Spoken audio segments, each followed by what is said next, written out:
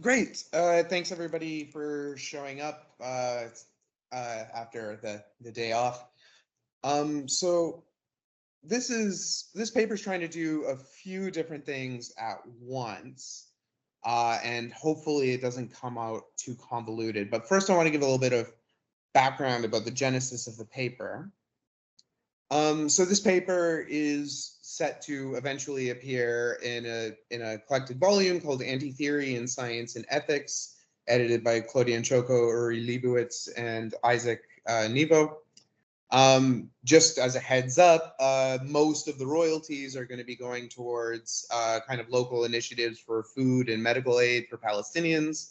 So this is one of those rare cases where buying a volume has like some moral upshot. Buying a philosophy volume has like some moral upshot. But when I was invited to this, I have to admit I had never heard of the expression anti-theory before. I'm not sure if Feyerabend was aware of it. I'm not aware of any direct evidence on this. His student, Nancy Murphy, talks about it quite extensively in some of her work. So maybe he was aware of it, maybe not, but in any case, he certainly doesn't talk about it at length.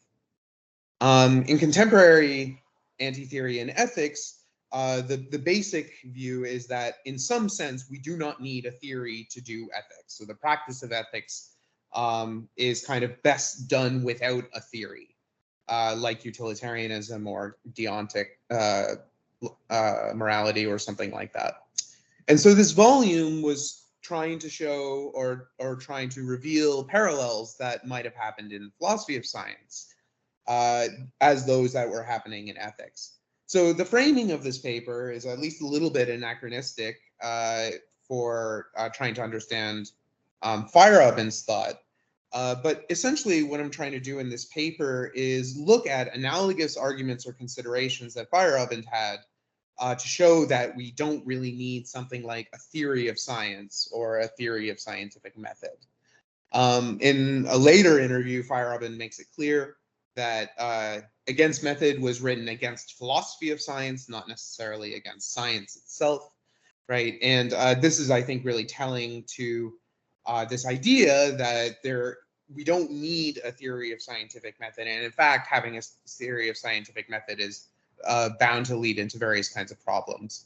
But spelling out exactly what this means and what the arguments for it, I think, remains a task to be done. So the few goals I want to accomplish kind of simultaneously, one is to show how Feyerabend's anti-theory approach to the philosophy of science works, recognizing that Feyerabend himself certainly wasn't characterizing his own approach in that way. I want to show how this relates to epistemological anarchism. And the third thing I want to do is kind of look at a fairly interesting argument that Feyerabend provides that might be used to support epistemological anarchism. This is an argument that appears in a series of letters to Jack Smart. These come around 1965, so before the anarchist phase. So again, there's a little bit of an anachronism, but I think that a reconstruction of this argument shows that a conclusion of it, a warranted conclusion of it, might be epistemological anarchism. So again, Feyerabend probably isn't intending this argument as an argument for anarchism, but I think it can be seen that way nonetheless.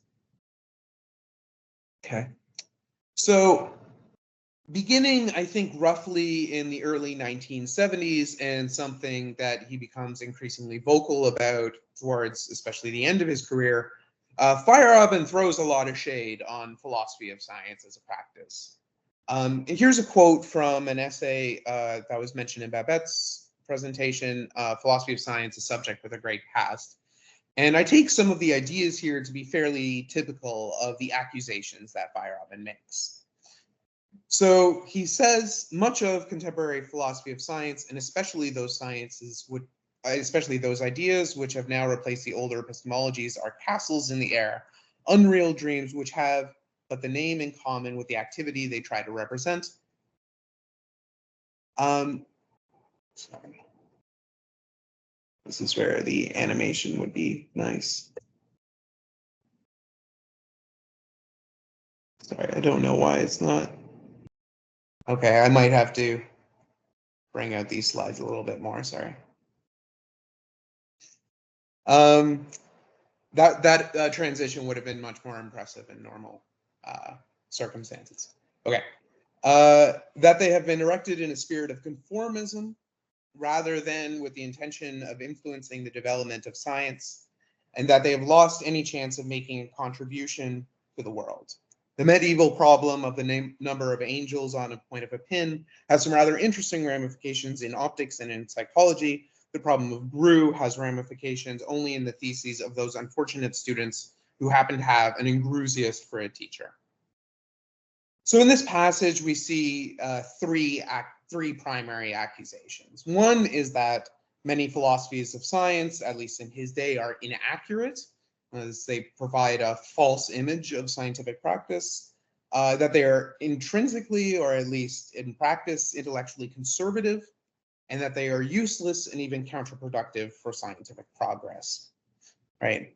So part of what I want to do is kind of make sense of these accusations as a part of Feyerabend's kind of anti-theory approach, right? And I'm going to argue that these accusations stem from a deep re-envisioning of the purpose and methodology of philosophy of science implied by epistemological anarchism. So we heard in Matteo's really wonderful presentation the other day that Feyerabend's re-envisioning the practice of philosophy by certain considerations of style and rhetoric. But I think that I think that's completely right. I also think that there's an intellectual transformation that Feyerabend is pushing at the same time. Right. So the early Feyerabend and most of his contemporaries see the primary goal of philosophy of science is to provide a conception of scientific method that provides normative guidance for scientific reasoning. Of course, within the logical empiricists and a number of other figures, it's not totally clear that this is the case.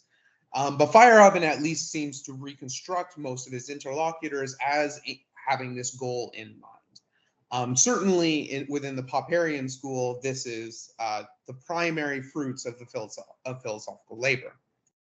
Widely held at the time was a sharp distinction between the context of discovery, or the context under which we come to have certain ideas, from the context of justification, or how we appraise specifically theories that we have discovered in whatever way.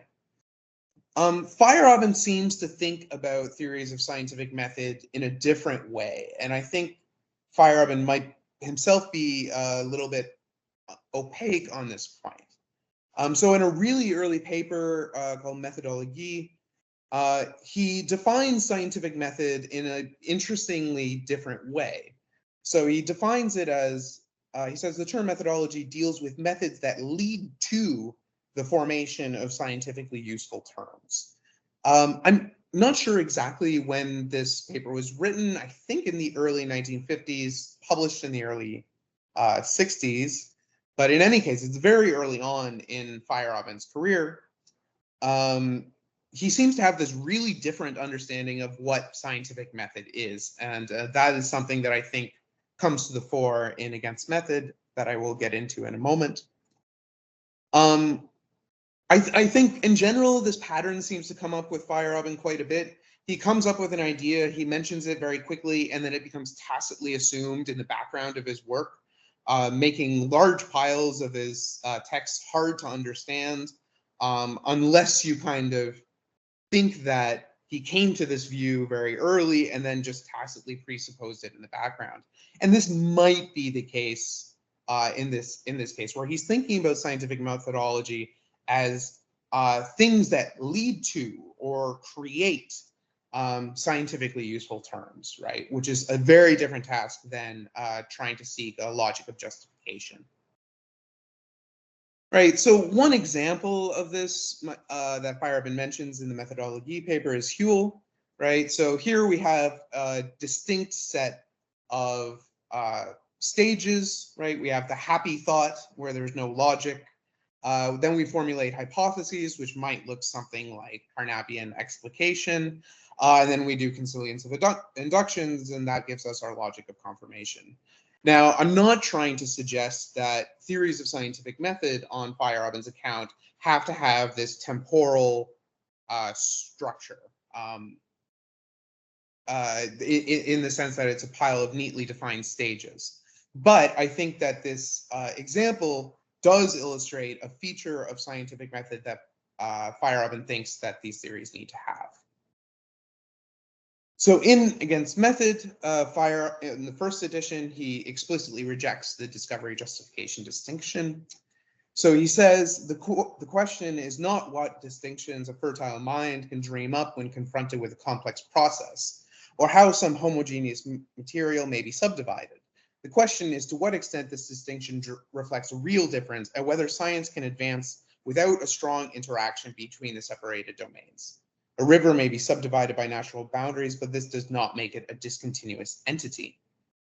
So the idea here is that if discovery and logic are to be seen as separate with separate norms, then this distinction must reflect a real difference in practice, namely that there are some practices to which the logic of discovery applies, even if there is none, and there are other contexts in which the logic of justification kind of applies. Right, so there would be well-defined scope of applicability of proposed norms. So in the Whewell case, we have distinct stages and distinct logics pertaining to each stage.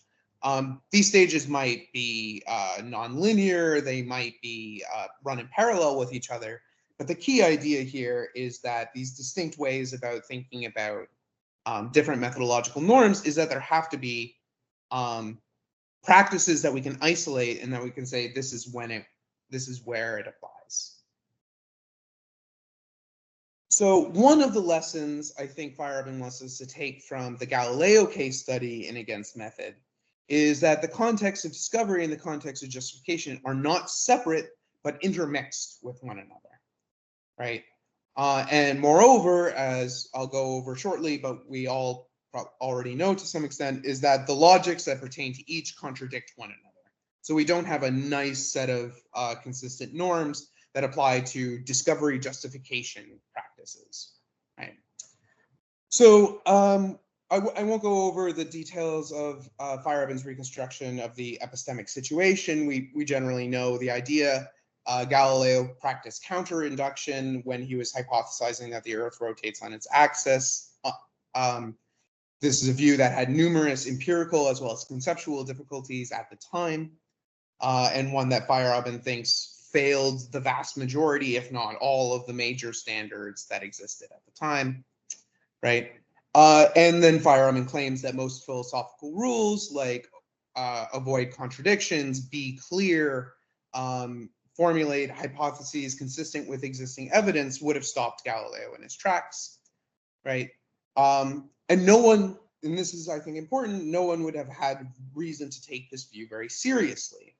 So Galileo uses propaganda or emesis to make it look like his hypothesis is consistent with the Aristotelian worldview in certain key aspects, which it is not, right?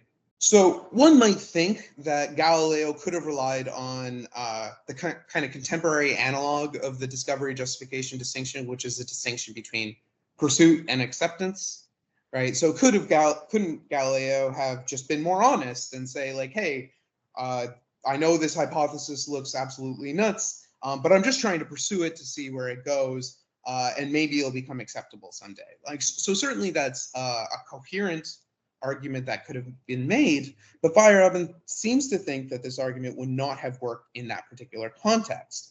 That is, even if Galileo framed things in this kind of way, he wouldn't have gotten an attentive hearing if he floated his hypothesis as an exploratory how possibly explanation. And this certainly seems like a very plausible hypothesis. Like, I mean, imagine even today, somebody trying to explain symptoms of schizophrenia through demon possession and then trying to publish that paper in Journal of Clinical Psychiatry, right? Like, even if they're totally honest that they're like, yeah, this theory doesn't have a lot going for it, but I'm just exploring the theory, still most people are not going to have patience for it, right? So the idea here is that what Galileo needed to do in order to discover, in order to create this new physics, could not have kind of avoided things by separating the distinction between discovery and justification, right? He had to make it look like his hypothesis was justified in some sort of sense. And this shows the complex intermixture between discovery and justification. And therefore, we cannot say that there are distinctive practices to which these norms apply. So what consequences does this have? Well, several that are quite significant. One is that we cannot engage in justification practices without disturbing, Feyerabend often uses the language of disturbing, discovery practices. Since discovery is necessary for justification, as justification piggybacks off of discovery, engaging in justification logics, that is enforcing these methodological rules, disturbs the practices that are necessary for their existence in the first place. So there's kind of a reductio type strategy that's being used here. Right. This also means that our goals are going to be inherently unstable. Feyerabend, I think, is clearest about this in his papers on induction, where he says the goals of inquiry are things that come along with the inquiry. They aren't stable things to which we target. So this means that Loudon's later view of normative naturalism isn't really going to be a totally adequate way of reconstructing Feyerabend's view, which is something that has been attempted by Daniel Kuby recently. I think there is merit towards that argument, but I also think that there's some limitations here. Moreover, enforcing justification practices, that is, practices that adhere to these justification norms, freezes science during its development, right? And he uses this metaphor of freezing or quite often and quite frequently, including in his letters to Geordie Cat, right? So the idea here is that trying to censor or prevent Galileo's practices would preserve the existing natural interpretations of observations, right? So enforcing justification practices would have preserved the evidence as it was at a time. So it freezes science at a certain stage, right? And that is, I think, the root of the conservative accusation. Finally, justification and discovery practices might be distinct as special cases. So Feyerabend's not making a blanket statement that they're always entirely intermixed, but this is not a general rule. And that is the kind of rules that philosophers enforce, at least philosophers in his day. So in his review of Loudon's book, Progress and Its Problems, where Loudon introduces the acceptance-pursuit distinction, Feyerabend rejects this distinction, saying what we really have is two different kinds of pursuit. But he also there makes it explicit that he concedes that these distinctions might be separate in certain kinds of contexts, right? Like science policy might be more focused on justification type stuff than pursuit, but ultimately still there's going to be some intermixture between them, and universal rules are not going to work in this way without due attentiveness to the practice itself. Right? You have to first make sure that the practice is something that is devoid of elements that might freeze science in certain kinds of way. So this set of arguments has a couple of assumptions. One is a very practice-based approach to philosophy of science. I'm going to go over this, even though probably most of you are somewhat familiar with it, because I think it's key for understanding what distinguishes Feyerabend's anti-theory towards some other ones. And also that discovery logics are incompatible with justification logics. This would have been seen as a trivial conclusion, but this is one that Feyerabend certainly spent a great deal of effort trying to show. Right. So the focus on practice, this is a little bit conjectural on my part, but I think this comes from Wittgenstein, including his early adoption of some of Wittgenstein's conclusions from philosophical investigations, right? One is that we can never know whether we are following a rule, and this makes meaning, including the meaning of norms or reasons, only knowable through a practice rather than through philosophical stipulations, right? So understanding and normative reasoning are parts of practices rather than something independent from them. So this means that philosophy understood as providing practice independent rules is impossible. And Wittgenstein also argues that this leads that we should reject the practice of philosophy. And it's one that he promoted, right? He actively discouraged students from getting into philosophy. So Feyerabend accepts 1 and 2a, but he does not accept Wittgenstein's quietism. So the practice of philosophy, on Wittgenstein's own view, is merely a special practice. There's nothing which distinguishes it from other forms of life, right? So quietism arbitrarily discourages some practices, like the practice of philosophy, over others, right? So the conclusion of just eliminating philosophy altogether doesn't follow. So for more Wittgensteinian approaches to anti-theory, this is not going to be conciliatory with Feyerabend's view, right? What Feyerabend takes from this is that our target of evaluation are going to be practices, but we can't eliminate philosophical practices as Wittgenstein suggests. So we need additional arguments in order to repudiate philosophical practice. And this is one that Feyerabend himself comes to, especially in his later career. He argues that philosophy of science should be defunded, and he discourages some people from getting into philosophy. So here are kind of 2 rough kind of sketches of arguments that he provides. Some of them are these kind of like amateur sociological investigations about what happens in philosophy departments that are institutionally and intellectually segregated from the science. So this for Feyerabend is nothing more than a game. So on Feyerabend's gentler kind of criticism, he thinks, I mean, this is fine in a free society. If this is what makes you happy is playing this game, then go ahead and play this game. But in a free society, nobody has the need to take this game seriously, the game of the intellectuals, as he calls it. The more aggressive claim that he makes is that philosophy is an expensive fraud. That's the title of a paper that he floats with Lakatos and other forms of similar mockery. So that's one kind of set of attacks on philosophical practice. But then there are other philosophical practices, the ones that he really admires from the good old days. We heard a little bit in that interview, but also people like Mach and Boltzmann and these philosopher-physicists. This kind of philosophy, Feyerabend thinks, shows a lot of promise. But then philosophy can engage with the sciences in many different kinds of ways. And what Feyerabend is trying to show is that the way in which philosophy is going to engage in the science is not going to be through providing a theory of scientific method, right? So this is, in a nutshell, an implication, or if not the conclusion of epistemological anarchism, defined as the view that there are no scientific methods that must be followed. So the German title of Against Method was Wider die Methodenzwang. Against the forced constraint of method is how I've been told that that's the best way to translate it. We'll hear more about that from Reinhard, right? So the distinction here is not between unmethodical science versus methodical science. It's about science that has binding or absolute rules that are imposed upon it versus methods as ideas or experiments with which one can kind of play around with. So Feyerabend has his most famous argument for epistemological anarchism is through historical case studies showing how discovery practices like the development of Copernicanism would have never flourished if the recommended theories of scientific method were followed. Less well known is a more principled argument, which I think is really interesting and deserving of study in its own right, which I want to call the asymmetry argument. I'm going to spend my last few minutes going through this argument.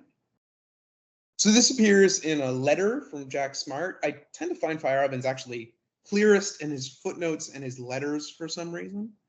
But this is basically how the argument goes. He says, this methodological consideration, one I will come to in a moment, shows that there exists an interesting asymmetry between the views of Nagel, Sellers, and myself. And more broadly speaking, I think this applies to rationalism, an entire way of thinking about scientific method. This asymmetry consists in the methodological necessity to start with my view. Nagel and Sellers can never find out whether they are unduly restricting research, but I can find out whether I am unduly expanding it. Hence, if I am right and there exists no binding methodological rules, then obviously my view should be adopted. However, if I am wrong and there do exist binding methodological rules, then my view and my procedure must be adopted too, for this is the only way to discover their limits. So this classic pluralism, knowledge comes from contrast. Now there either there exist limits or there don't. Hence my view in any case must be adopted. And considering the success of those who have adopted it in the past, I have all confidence that my view is not only the necessary first step, but is also right. Right? So the methodological consideration is essentially that of pluralism. And here's basically how he formulates it in the letter. So he says, let us assume, contrary to what emerges plausible, that Kant was right and we are incapable of leaving the boundaries of a certain worldview. And I think this is meant as a general kind of stand-in that it is impossible to kind of rationally or productively kind of follow certain sets of norms other than a specific set. How do we find out that this incapability exists? And how do we discover that we cannot shake it off? The only way to discover whether there are indeed restrictions to our way of seeing the world, sorry, typo there, is to resolutely try many different approaches. Only if such procedure fails again and again, and then we may try to explain these failures by the hypothesis of an unalterable inborn worldview. But even here we must be careful, because what has been impossible for 3,000 years may become possible tomorrow.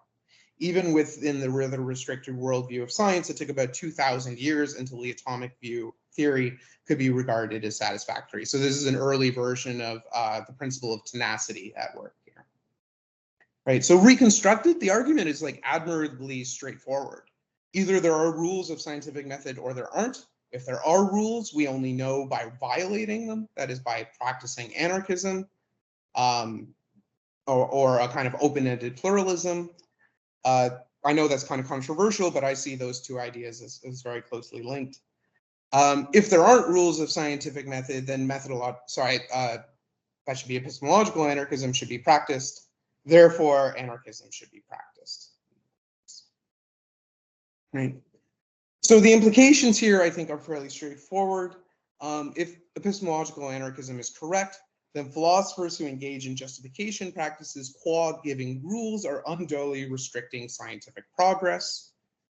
The alternative is that philosophers should be participants in discovery practices, that is, active engagement with scientific research. Scientific knowledge depends not on providing binding rules, but on explorers, which is what scientists at their best are. This is Feyerabend's argument for what might be called field philosophy, to become a part of the discovery process. This is something he talks about in his letters with Jordy, where he takes this a few steps further and says you should become a part of local activism, like local activism about how to accomplish certain types of tasks, because science is best done in an ethical kind of way, and it's best done locally. What Feyerabend thinks is, I can't remember the exact word of the slogan, but it's something like, local activism movements rather than epistemology, or something very close to that, right? So this participation might be guided by many ideas, maybe ideas that got picked up in philosophy classrooms, but they are not rule-bound or necessarily guided by a theory about what one wants to do. So in this way, Feyerabend is re-envisioning what we should be doing as philosophers, but also the way in which we're doing it is one that doesn't depend on having a theory of scientific method. In fact, if we have a theory of scientific method that we want to understand in this binding kind of way, we are bound to actually self-sabotage the practice of trying to promote and facilitate scientific progress. And that's all I got.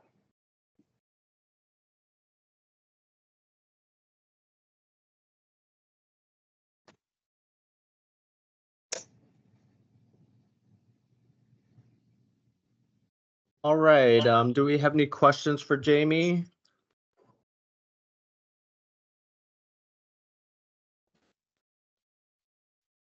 Looks like Jordy has a question. Oh, Jordy, go ahead. I'm glad you're on here, Jordy. I wasn't sure if you got on. Sorry, apologies for being late after the nightmare of trying to log in. I'm just terrible. Anyhow, so I was trying to look for the icons to manage the whole situation. It's a nightmare, like traffic control. Yeah, so many thanks for the talk, obviously. Two questions. One is about progress. I mean, and the idea of freezing progress and the problem of the obstacle. But I can never get a clear sense, or if, I mean, not necessarily clear in a definitional sense, but a good sense for what progress entails, whether as an end. Sorry, that's not, sorry, Jamie, this is not against the talk, against you or the argument, but it's a running assumption in all these reconstructions that somehow it's all about or relative to some implicit standard of progress. And I never know what that standard is or whether it's moving or not, right? So I think trying to flesh out in all these debates, in all these discussions, in all these reconstructions or speculations or interpretations, what that standard is in any particular context or in any particular argument might help, I think, right? Especially in the way in which we want to go from the reconstructive to, let's say, the constructive aspect of appealing to his ideas, right? What can we do with them? What, how to connect with, whatever, he might be up to that we can use as legacy. And I think a sense of what progress might amount to, it's a good thing, especially when, as Jamie was emphasizing, I think that's great, is the way in which the contribution should go towards, and that connects to my second point, not so much to justification from a point of view that is monistic, absolutist, or whatever, but Jamie mentions participation in discovery, but also education. Right? Mm-hmm. So despite I don't know why I'm referring to you as in third person.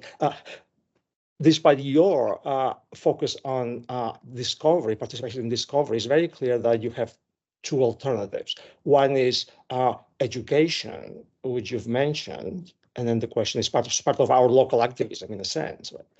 And then including high school. And then the other one, I think, is going back to participation in justification, but not in the absolute way, right? So the rejection here, the modus tollens, undermines in a way only the idea that what's wrong about participation through justification is from the point of view of a universal standard of justification, right? Mm-hmm. But I wonder whether there's an alternative to the participation suggestion in relation to justification that doesn't rely on the universal standard. That would be consistent also with against method, I assume, the spirit of against method.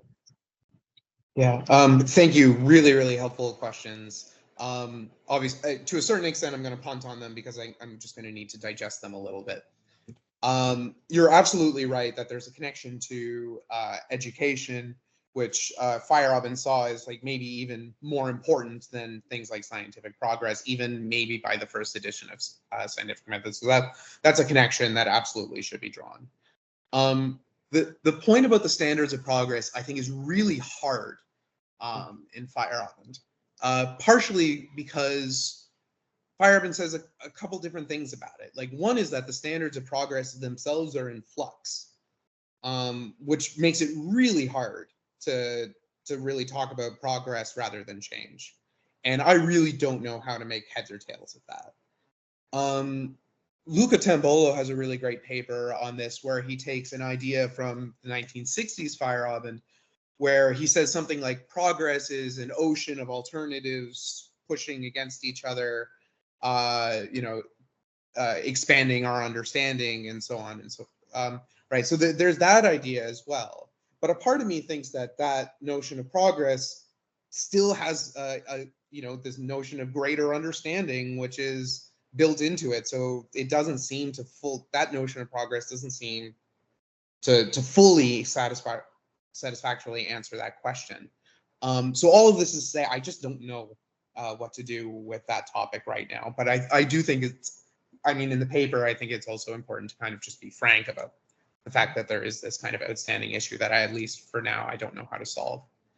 Part of the, I mean, the tension here is the idea of pluralism or plurality as goal versus pluralism or plurality as means, right? So if progress is the plurality itself, then when we say that pluralism is the means, then what is the goal then? That's the issue. Yeah, I think that's absolutely right. I think Kathleen O'Krulik, she was my PhD supervisor, pushed this on me a lot. And even after all of her pushing, I still don't know what to say. She thinks that we just need to give up on the idea of pluralism as being an end for itself and end up being realists. But I'm not so sure. Just to quickly comment about the second point that you made on kind of reinvigorating interest in justification, but after having kind of like diluted out the kind of absolutist universal tendencies that Feyerabend destroyed. Yeah, so this is something really interesting. I don't know that I'm not pushing it. I'm not pushing it. I'm just saying that this is it's a logical possibility, so to speak. Yes, yes. So it is a logical possibility. I think it's a necessary one too. It's something I'm interested in trying to pursue further. I don't know that Feyerabend's work is detailed enough to be especially informative on this. But like some people like Andrew Pickering, I think, has like some really interesting stuff about how stuff about justification and discovery and particle physics sort of went back and forth and stuff like that. So these are things I need to take a closer look at and try to understand how can we think about justification also in ways that do not like freeze science, or if they freeze science, they freeze it in like a fairly innocuous kind of way, or a way that is balanced out or something like that. So I mean, anyways, that's also in Galison. So Galison does that in how experiments end. To some extent, it's all about the local, the local culture of constraints that are both about evidence methodologically and about the whatever resources that have to manage in a particular group. So. Okay, cool. I will reread that with that eye. Thank you so much. All right, and we got about like six minutes, 3 questions, so try to be a bit succinct. I should cut you off earlier, but Eric, come on in. Hi. Yeah, I'll try to be really fast. First, so the first quote you brought from Methodologie from the early paper, that seems to embody the slogan, whatever works, which is one way to read against method in a way. So you do whatever works. And I think it's interesting what people don't talk about is that his very first 1947 paper that convinced, I think, Schrödinger to write him a recommendation was to argue that Schrödinger was wrong, that visualizability was given up, yeah, in the quantum revolution, and that it had to be given up. So one of his earliest papers was already, look, they had to do whatever works. Everybody would love to keep visualizability as a universal norm, but the research says what works and what doesn't, and they had to give it up. And so that's already the kind of, you can see it already way, way early. So that's one point I wanted to make. The other point I wanted to make was the early philosophy, the progress is, it seems the Germans have an expression, das Weg ist das Ziel. Yeah, the path is the goal. Yeah. And that's in his early philosophy, the goal is to prevent violence, and it's to prevent conformism leads to violence and danger. Yeah, and he wants to promote progress in order not to degenerate into violence. In his late philosophy, the aim of progress is to protect individual liberty from the oppression of the masses. So, like with Mill, so he shifts his justification for what his goal for progress is supposed to be. So I think, and the third point I wanted to make is about this justification and context of discovery and justification. Popper talks about the distinction between the context of theory construction and the context of theory testing. And I was wondering, is the context of theory construction, which side is that on? Because for Popper, you can use ad hoc hypothesis in theory construction, but you can't during theory testing. Yeah. And so And for Bohm, the theory construction is part of the justification. So he has a whole method of theory construction that's part of his logic of scientific justification, if you want to call it that. So those are my three little points. Okay, thanks. I'll try to respond really quickly, even though there's a lot in those comments. Respond to one. The last one, I don't know what Popper's talking about. I'll look more at it. That's quick enough. And yeah, I'm going to think more about the idea that like the path is kind of the goal. That's like an interesting way about thinking about progress. Maybe thinking about maybe just being on the path of pluralism, and that keeps us away from things like violence, or keeps us in a state of like, you know, freedom or something like that. Maybe that's a different way of thinking about progress. I'm going to think more about that. Thank you for the suggestion. Dangers of conformity.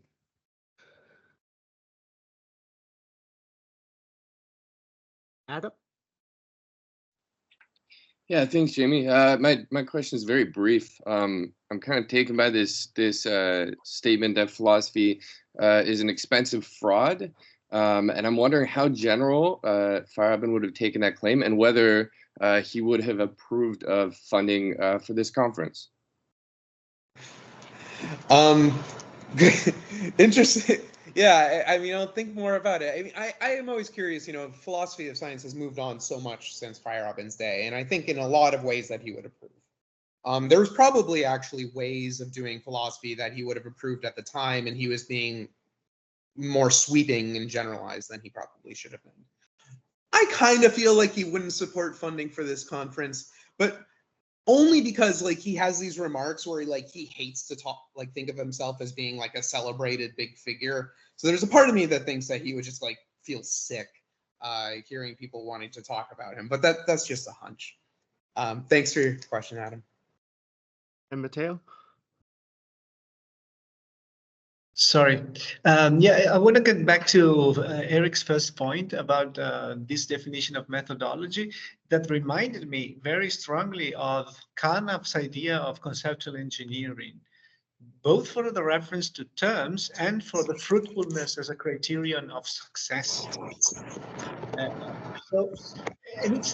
But here again, there's a difference with Popper, because it doesn't sound like a very Popperian in its characterization, just for the fact that he refers to terms and rather than maybe rules or procedures. But I think the main reference that comes to mind, at least in my case, is, and I don't know, Jordi, if Jordi agrees on that. Carnap's conceptual engineering sounds the most closest to this idea that the kind of collaboration between science and philosophy is thinking about. So the way of making a contribution for philosophers is to try to figure out fruitful ways of reconceptualize the field. I don't know. Yeah, it was just a suggestion. No, that's really helpful. Thank you, Matteo. So having been educated at Western, where Carnap never died and was like the grand student or grand teacher of most of my teachers, I had to confront Carnapian stuff over and over and over again during my PhD. And actually, one of the ideas which I had back then, but it's been on the shelf for years now, had to do exactly with this notion of Carnapian explication and where the normative kind of force really lies. So there's the pragmatist, at least in Logical Foundations of Property, the pragmatist version of Carnap that judges things based on their fruitfulness. But he also makes comments about like the 4 criteria for a good explication. He talks about replacement, that sorry, I always get these backwards, but like the explicandum has to replace the less clear predecessor, right? And that's something I think Feyerabend would reject. And I think, you know, the remark that Feyerabend makes in his letter to Jordi it's a very brief remark, but what he says was like, this is what Carnap emphasized to Feyerabend in conversation, was that being clear, that's the main thing, is like being clear. right? So there still might be kind of a way of like maybe reconfiguring the Carnapian view to have this more kind of Feyerabendian participatory strategy to it. And that would be, I think, and that was kind of the project that I picked up and dropped. So maybe now I should pick it back up again. But I don't know whether there's a time for, but why do you think Feyerabend would reject this replacement prospects?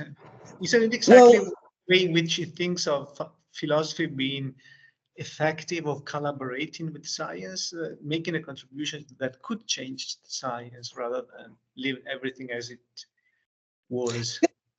I think, I mean, if I'm, the way I'm kind of thinking about it now is the good part, the Feyerabendian approved part of Carnapian explication is the contribution by saying like, hey, I don't think you're using your terms clearly and it's leading to such and such mistakes. So maybe we should think about defining our terms this way or that way or whatever, right? Like, I mean, some of my own work on like, you know, social scientific studies and peer review is trying to do just that, right? It's just, you're not being clear about your terms and like maybe this way of defining things helps, right? And that seems like a perfectly, you know, healthy way of contributing towards scientific progress and Feyerabendian in spirit.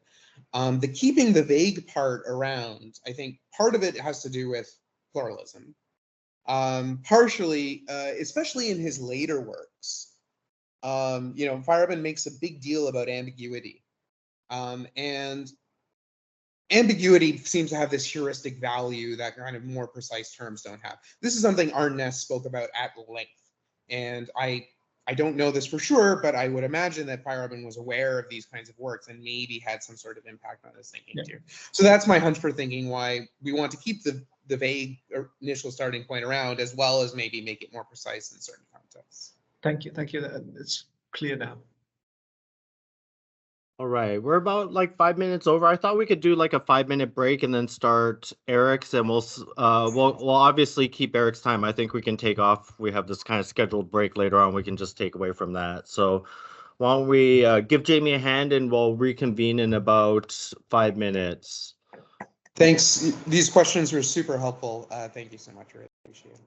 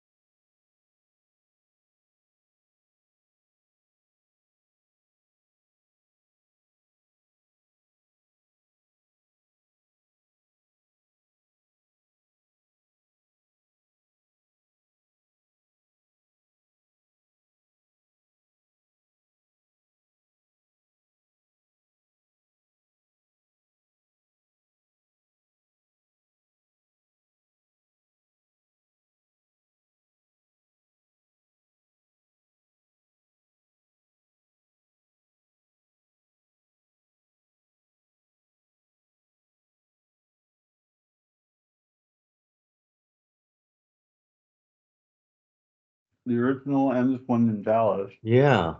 So if you guys have time, you have to. I took my wife to Mount Wolf yesterday, and I'm telling Matt to bring Sabrina there, but you have to go online and order tickets ahead of time, because I was a bit surprised when we got there. Like, it was more full than I would have thought, and so, but it's pretty easy. And they're pretty pricey. It's about $50, but it's a pretty cool experience. And I don't think they changed the installation, so it's like you go once, because they were even like pay extra $20 to get a yearly pass. I'm like, well, they're not changing the installation. Like, why would I? I think that's UTD alumni helped create the one in grade 5. Oh, really? Okay. Worked as like artists, like ATEC, I think, some ATEC grads, Oh. or some visual arts grads. I know the Game of Thrones producers, they were involved too somehow. Yeah. I was looking up a bit. But...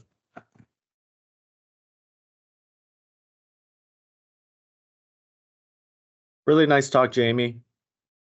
I would have liked to hear more about the dates going around here. I mean, I know you mentioned them, but I might ask you for the written version. I'm sure I'll see a written version at some point, but Cool. Yeah. No, I know you love dating. Yeah. No, absolutely. Actually, it'd be great. I can send. So right now, the way they're doing the volume is everybody has to give feedback on at least 2 other papers in the volume. So I'm that's a waiting nice to way to get do it.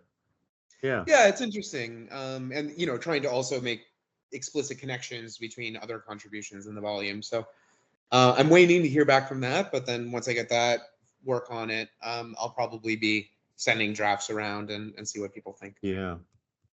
I think the relationship with Carnap, it would be more complementary than the same as Matteo was kind of saying, because where, in some ways Feyerabend's following this kind of bottom up kind of Kuhnian approach where like the practices really matter. Carnap's not so much concerned with that. I mean, I think rational reconstruction, I mean, that all happens in the context of justification. But it's not to say it couldn't be complemented in some way, but I think it would be pretty kind of complicated to hash out. But yeah, I think that's right. I mean, because also in logical foundations, Carnap distinguishes between induction and applied induction, and suggests that like these are just 2 totally different things. Which, I mean, Feyerabend explicitly criticizes an against method. I've started to look at that a little bit more carefully, but yeah, I think there would be a complicated picture, but I think ultimately Carnap's later pragmatism and his like principle of tolerance and stuff like that gives ample resources that you can be,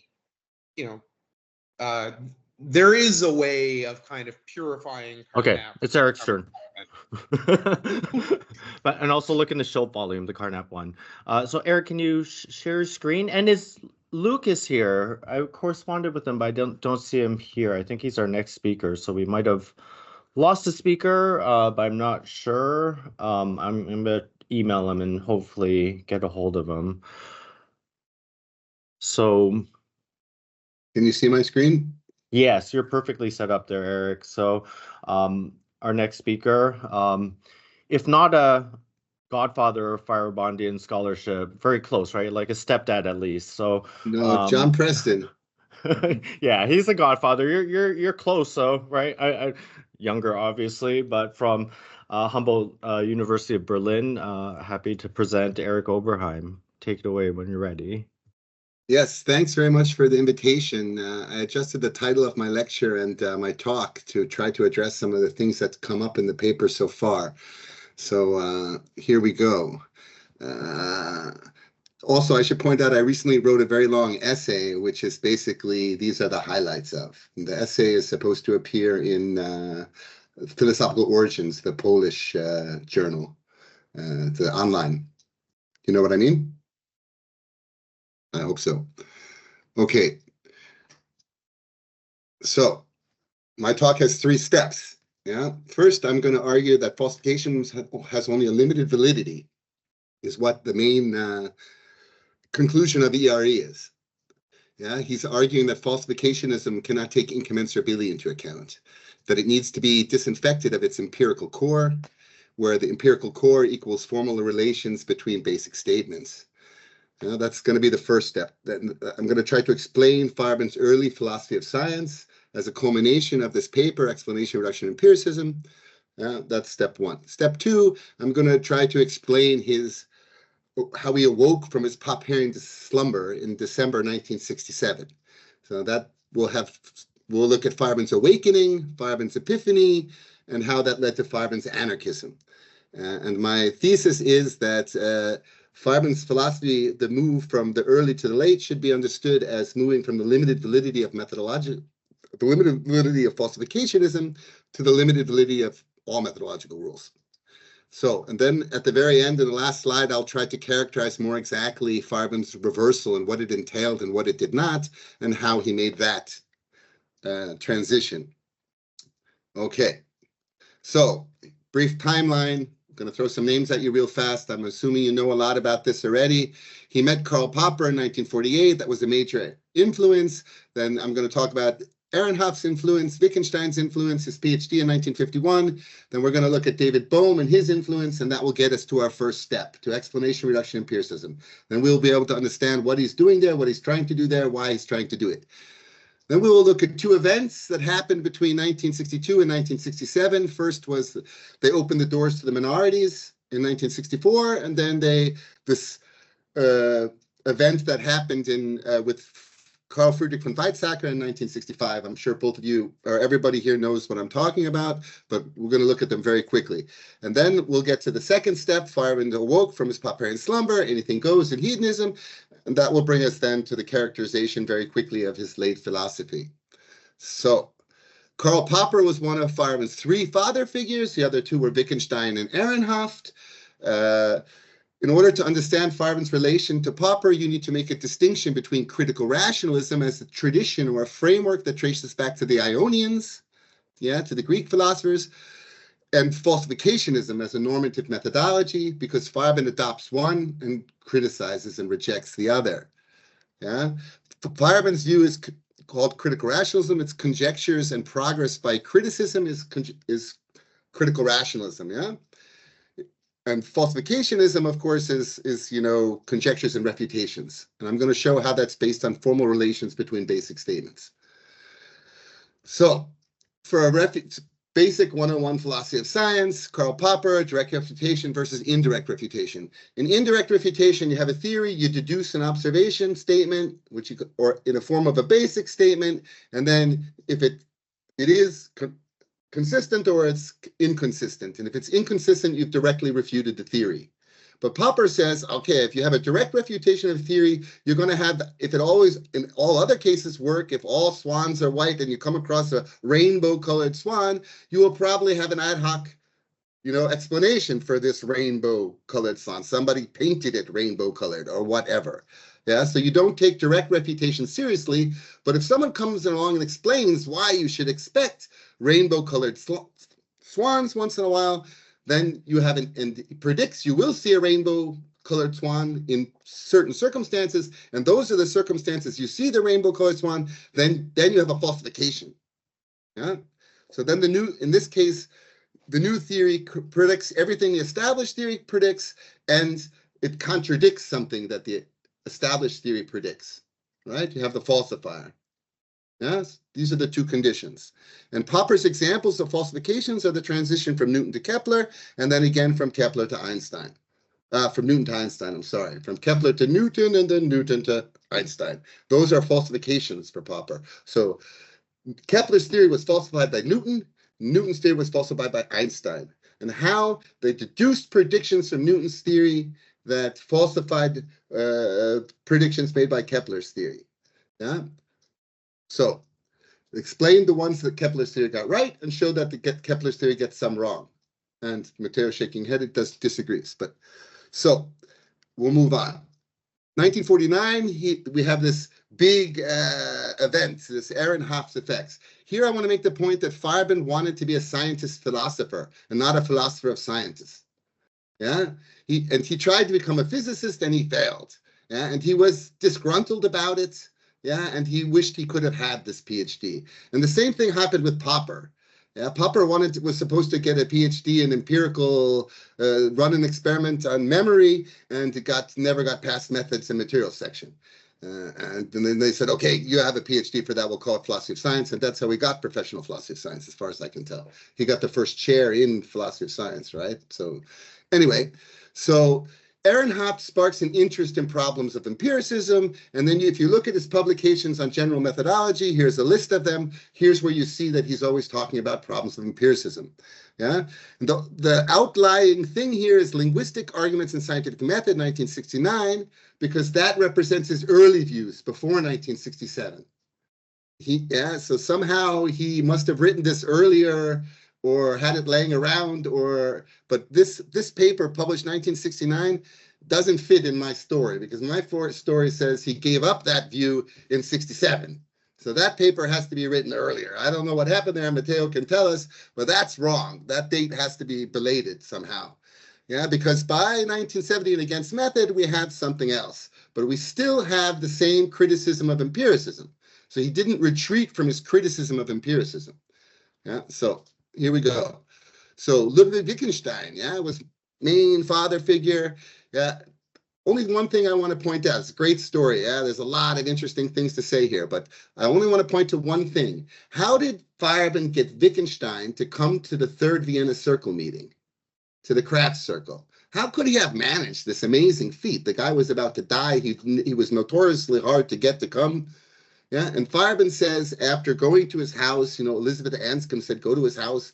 He went to his house, didn't work. Then he says he wrote a one-sentence letter. Yeah, and brought it to the house and gave it to the butler guy. Yeah, and the sentence was, we're discussing basic statements and we're stuck. And this is basically saying, hey, come and criticize Popper. Yeah, basic statements means Popper, and stuck means there's a problem here. We have a problem we don't understand. Come and bash on Popper. And of course, Wittgenstein could not pass up that. There was a lot of Wittgenstein's poker context here. You need to know a longer story there. But basically, he was combining Carnap's pragmatic theory of observation with Wittgenstein's contextualism on meaning. And that's how he gets to the idea of incommensurability very early on. Yeah, before he writes his dissertation, he reports he had this idea. He didn't use the term. He talked about it in seminars with Anscombe in London and in Popper's seminar. So. And I also want to point out Feyerabend's very first publication in English was his review of Wittgenstein. And it's a really long thing, and that's what really got him started, established his reputation. He was a Wittgenstein scholar, first and foremost.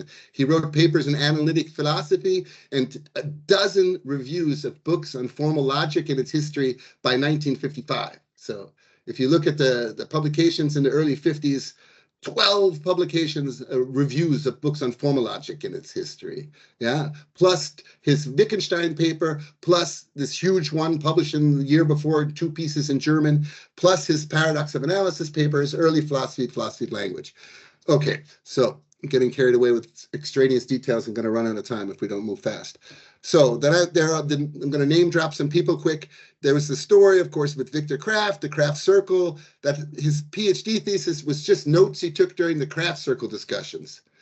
Yeah, and that's how he got his theory on his PhD on the theory of basic statements. Yeah, and the point I want to make there is that he had a very strange, peculiar view of science, Feyerabend. Yeah, and this view doesn't ever really change. It's already right here with this incommensurability idea. His idea of scientific method, as far as I can tell, never really changes. And here in the 50s, his argument, he's targeting Carnap's double language model. Yeah, he's saying, look, you have this split between the observation language and the theoretical language, and the observation language has its independent meaning, and it's bottom up. The theoretical language piggybacks on the observation language. And Feyerabend's contextual theory of meaning from Wittgenstein, he thinks it's top down. Yeah, meaning, and he thinks that shows that meaning change through scientific revolutions undermines Carnap's model. That's his argument. Yeah, so incommensurability undermines Carnap's model. Yeah? So, and he meets Feigl, and Feigl in the 1950s points out that your peculiar view of science would make crucial experiments nonsense. Like, it wouldn't be possible if you have 2 incommensurable logically, deductively disjoint systems, there can't be a crucial experiment between them. And Feyerabend's reply to Feigl was, look, we don't need for a crucial experiment the formal relations. The scientists will have their crucial experiments. They don't give a crap about the whether or not formal relations between basic statements exist or not. So 1957, big things happened with Feyerabend, right? I spent 2 years of my life trying to figure out Bohm in the 1960s, so I could figure out the relationship between Feyerabend and Bohm here. And Bohm is really, really complicated and hard, and I don't know anything about quantum mechanics, so I'm completely confused, and I had to read a bunch of stuff, but I came to the following conclusions. The first thing that's really important that happened here was Bohm's reaction when Bohm and, let's just say Bohr. So Bohr's reaction to Bohm's 1952 pilot wave proposal, not Bohm's, I'm sorry, Bohr's reaction. Feyerabend witnessed this event. And yeah, when Bohr heard about Bohm's hidden variables idea, which was taboo at the time, oh no, von Neumann had shown that's wrong. He gets interested in the measurement problem, and his whole early philosophy seems to be oriented around arguing for more tolerance toward Bohm. Yeah, both in his papers in the Foundations of Quantum Mechanics and in his papers in General Methodology. So the next thing that happens in 1954, Bohm and Viegri come up with a crazy idea that quantum indeterminacy is caused by a subquantum Brownian motion. So Brownian motion causes indeterminacy. It's a stochastic process on the classical level caused by a deterministic process on the quantum level. And in the same way, there must be a subquantum fluid, which is also so tiny, as small as quantum stuff is to us, yeah, which is then bombarding it from all sides. And that's why electrons behave like they're blurry. So important point is that Brownian motion takes center stage in Feyerabend's philosophy of science from this moment on, because Bohm is arguing using this example all the time, and Feyerabend becomes hooked on this example, and this becomes his argument, as we'll see. And so Rosenfeld and the establishment thought that Bohm was regressive and he was reintroducing philosophy into science. Yeah, and they were saying, stop, we don't want your bad philosophy. We just, we're positivists. If you can't test it, it's not science. You're coming with hidden variables that we can't test. You're regressive. But Bohm and Feyerabend thought that the establishment was over conservative. Yeah, and they're saying you're using your philosophical dogma to disregard Bohm, not scientific reasons. After all, by 1957, his proposal was empirically indistinguishable from the standard view. So in 1954, they said, we're going to build an ad hoc theory that will give you where we can recover all the results. And in 1957, they showed up at the conference and said, we did it. We can recover the results. Yeah. And Rosenfeld said, that's philosophy, that's not science. Yeah? Feyerabend thought this is how Feyerabend's argument for tolerance and pluralism was born. Feyerabend read Bohm's book right before the conference. In Bohm's book, he uses the example of Brownian motion. Feyerabend reviewed the book, yeah, and it was published in 60, but he reviewed it in a long review in 1959 that he wrote. And Bohm wrote a 1959 response, 38 pages in the original typeset, criticizing falsificationism, contrasting it with his own views of the infinite qualitative infinity of nature, whatever. He has this qualitative infinitive nature methodology, and saying mine is better here to the falsificationism. Here's why, here's why, here's why, here's why. Falsification, bad, bad, bad, bad, bad. Wrong about this, wrong about that, wrong about the other thing. So, sorry. So David Bohm, yeah, had the argument for pluralism. Look, you can't say that my theory is bad. Maybe Einstein or someone really smart will come along and show that you can predict from my theory something that, shows that it's right. Yeah, just like happened with Brownian motion. The kinetic theory was empirically unsupported until Einstein came along and showed that it's better. So you can't give me a hard time for making a proposal that's as good empirically as the other one. Maybe somebody will come along someday and show it's better. This was Bohm's argument. It was Bohm's example. Yeah? And then in 1959, he wrote a criticism of falsificationism. Yeah? And based on this example and this argument, yeah, and he rejected the non-autonomy of facts. So, yeah, the idea that facts exist independently of frameworks. So Bohm was a straight up, facts are relative to frameworks. He was not coy about it like Feyerabend was. Feyerabend had the same view, but he didn't want to say it like that. So open. So I'm a relativist, but his view implies facts are relative to frameworks, and at the time. So what happens? Feyerabend adopts Bohm's argument. Feyerabend adopts Bohm's example. Feyerabend adopts Bohm's criticism, which says, look, you need to show where falsificationism works and where it doesn't, and that way you'll make it testable. Yeah, and that way it'll actually be scientific. So show me where its limits of its validity are, and then I will take falsificationism more seriously. And that's exactly what Feyerabend does. Yeah? So all of these things. So the argument is that Bohm was the major impetus for Feyerabend's criticism of Popper in explanation, reduction, empiricism. He uses the argument he got from Bohm, the example from Bohm, the structure of the criticism, and a lot more about the criticism follow Bohm. Look at my paper for that. And most importantly, Feyerabend says, oh, my most important insight of in this era was the non-autonomy of facts. And Bohm says it straight out. So before Feyerabend. So 1962, first step. Now we get to Feyerabend's mature early philosophy of science, where he comes out with the word incommensurability, and he sets out his views, and he tries to break from Popper. And this paper was supposed to be his coming out paper, coming out from under the Popper shadow. This paper was supposed to be a criticism of Popper's methodology. It was supposed to be a criticism of Popper's empiricism, and it was supposed to offer an alternative model for how to test universal theories, because falsificationism doesn't work for universal theories. And to do this, he made a synthesis out of Wittgenstein and Popper, like Preston said.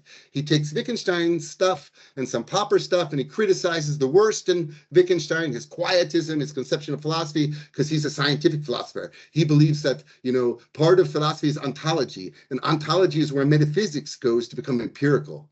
And this is the Vienna tradition of working together as a scientist philosopher and not having separate philosophy and science. Now, Feyerabend comes from that tradition. So from Popper, he takes critical rationalism, maxim to increase testability. Negative is that he argues that falsificationism has a limited validity. It cannot take incommensurable theories into account. It only works within frameworks. It can't be used to test frameworks against each other, which is what Bohm said in his criticism. It only works, falsification works within frameworks, but not for testing frameworks against each other. So it's exactly what Bohm had said. So the paper basically argues that Hempel is wrong on explanation. It can't take incommensurability into account. Hempel's idea is that one explanation is better than another when it explains everything the first one does plus more.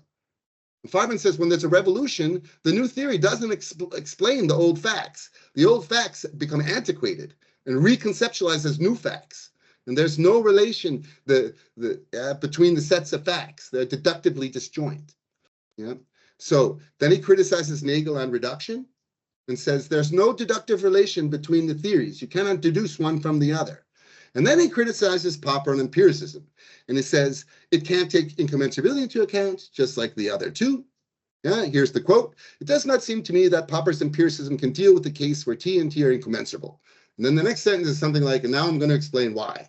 And then he tells you, aha, I need to give you a huge quote of Popper and shows that it's wrong. And then says what he thinks is wrong with it. And hence the title, Explanation, Reduction, Empiricism. Hempel's wrong, Nagel's wrong, Popper's wrong.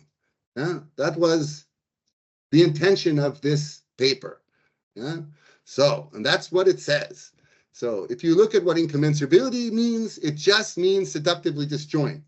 And all Feyerabend is saying is if you take two universal theories like Newton's theory and Einstein's theory, these top purple arrows, no way. You cannot put formal relations between the two theories. What you can do is deduce sentences like the wheel will spin from each theory. And then you can test them with experiment, even the same experiment. But you still cannot have formal relations between the observation statements because the meaning of the wheel will spin as deduced from Newton's theory is different than the meaning of the wheel will spin as deduced from Einstein's theory. And so although it's the same sentence, it makes two different statements that are not logically consistent. They're not logically inconsistent either. They have no formal relations, according to Feyerabend's idea of incommensurability.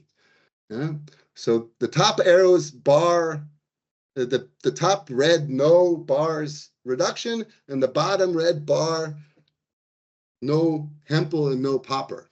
You cannot.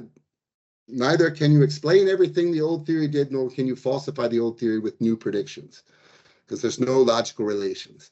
Yeah, so it's a very Wittgensteinian idea that one sentence can make two statements, and the statements are not logically related, even when they're observation statements. Yeah.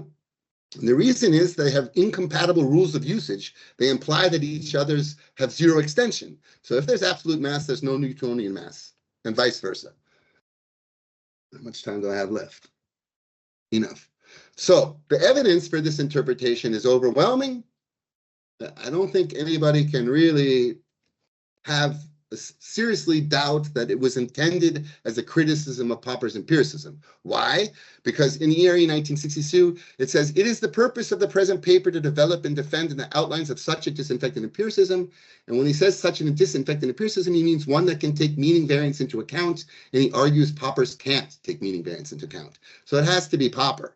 Second, letter to Watkins, commenting a draft at ERE in 1960 says, could you please clarify your criticism of Popper's empiricism? I don't get it.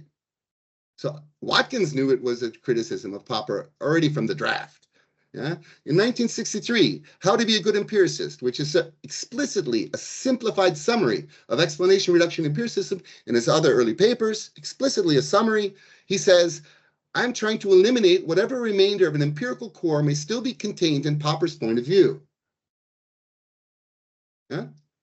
4, he says exactly verbatim the same thing, a whole 1.5 pages in 1965 Problem of Empiricism, criticizing Popper. 5, in a letter to Watkins in 1967, and where he announces, he says to Watkins, where he breaks with Popper, Watkins is like, why didn't you announce your break with Popper more clearly? Yeah, and Feyerabend is like, well, I announced it in 62 paper. I repeated it in verbatim in 2 more papers. What would you have me do? Yeah, and in 1981 reprint, Feyerabend says it was a starting point of criticism, not repetition. So that's the evidence. So how do we get from the limited validity of falsificationism, the fact that falsificationism only works for, you know, within framework theories and not for testing framework theories against each other? So he calls them general theories. Yeah. Then in 1964, they opened the door to minorities. You all know this. I won't even have to read it. And he says that, you know, who was I to tell these people how to think? You know, he felt like he was teaching the dead white man's history to people who have different interests and can make nothing of that, right? And so then we have the 65 event where he says later on, retrospectively, I realized in a seminar in 1965 that if you're disconnected, and a general methodological rule that's disconnected is useless, yeah? And that's what was the beginning of his, what he called his skeptical phase, which he also refers to as his anarchist phase sometimes.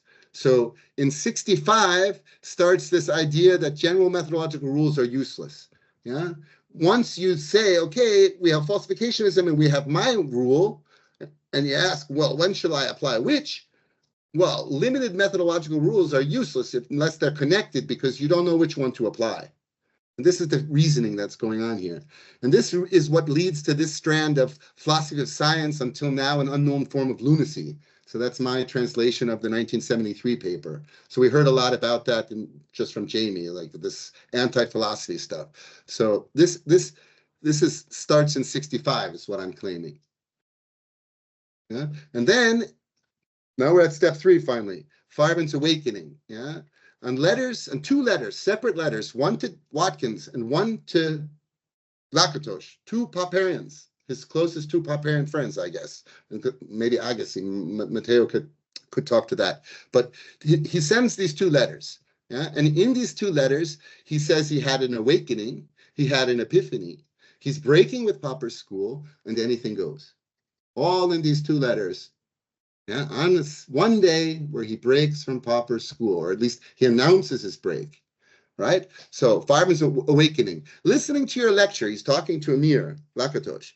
He was standing in the hallway. Listening to your lecture on Popperianism, he was lecturing his students. Amir was. Meant the end of my dogmatic slumber. Now I am awake. And first, I don't see anything at all except that reality I now imagine I'm seeing has nothing to do with the preceding Popperian dream. So he had an awakening. Yeah. Oops. What happened here? So when did,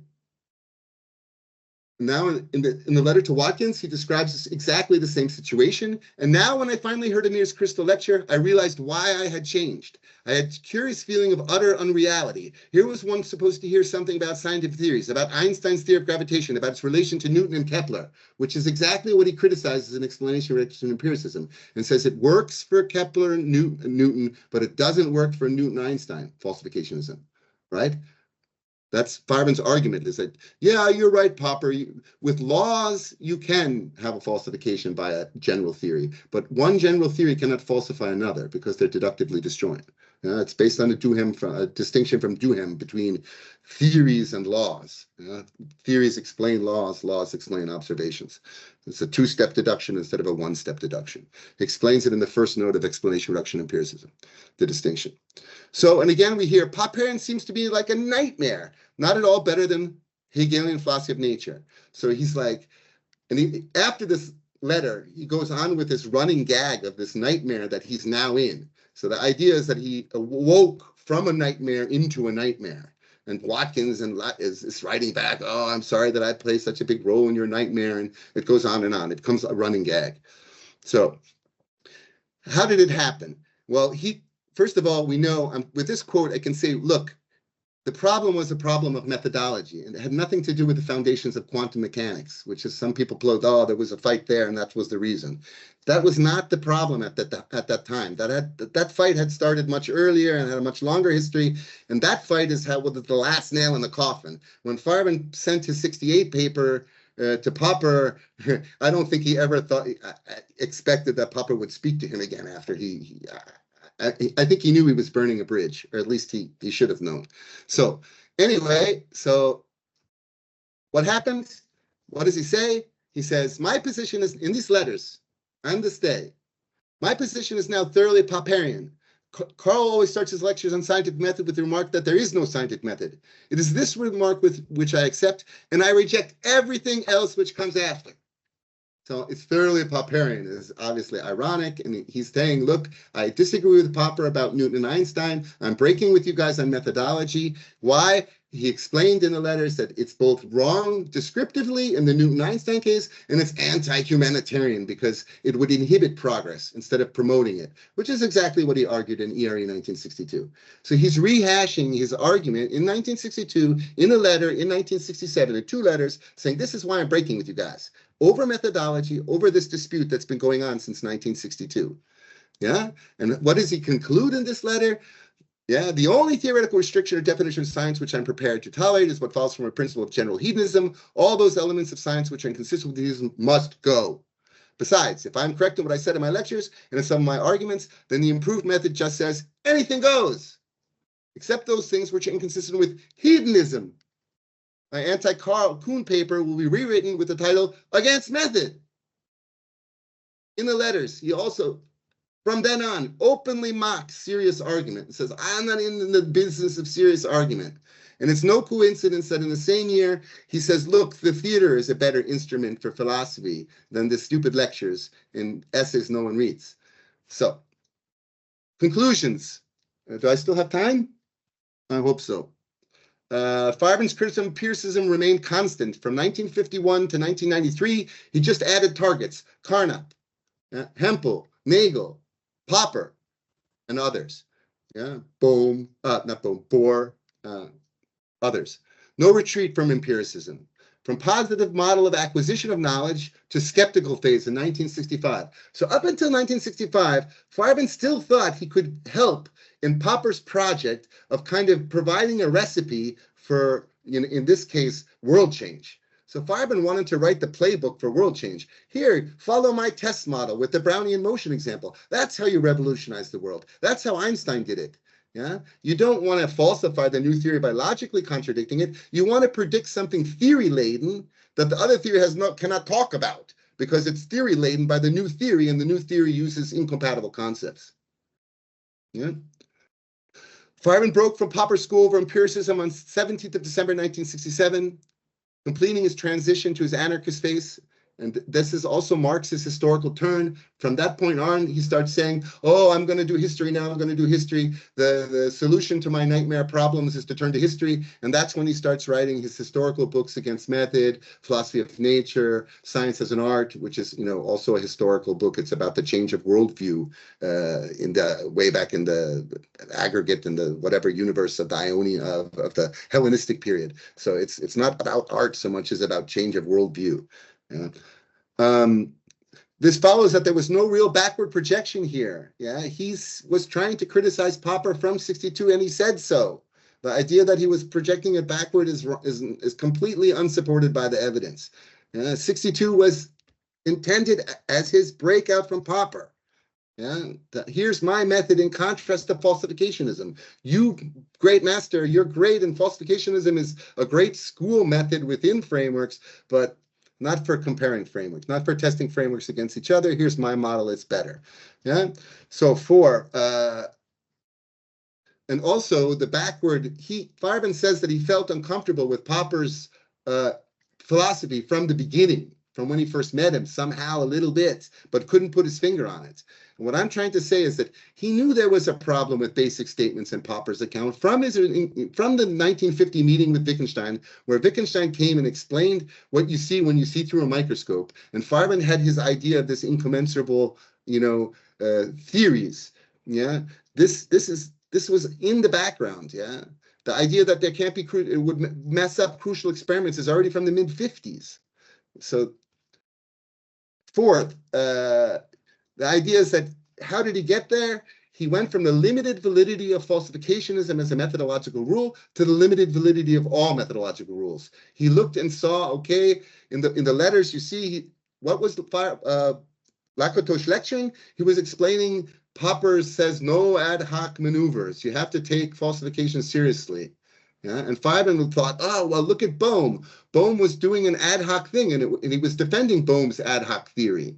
And he was thinking, oh, my God, I don't know when to forbid ad hoc maneuvers and when not. When I'm introducing new theories, like with Galileo, I need to use ad hoc maneuvers in order to, get past the initial resistance. So they're empty, these rules, because I don't know when to apply which one. When they're appropriate, when they're not. So the best way then to look at the early to late Feyerabend is this exactly 1967, December 17th break from Popper, where he reversed himself from scientism. So his whole early philosophy is the idea that common sense needs to be corrected in light of scientific advance.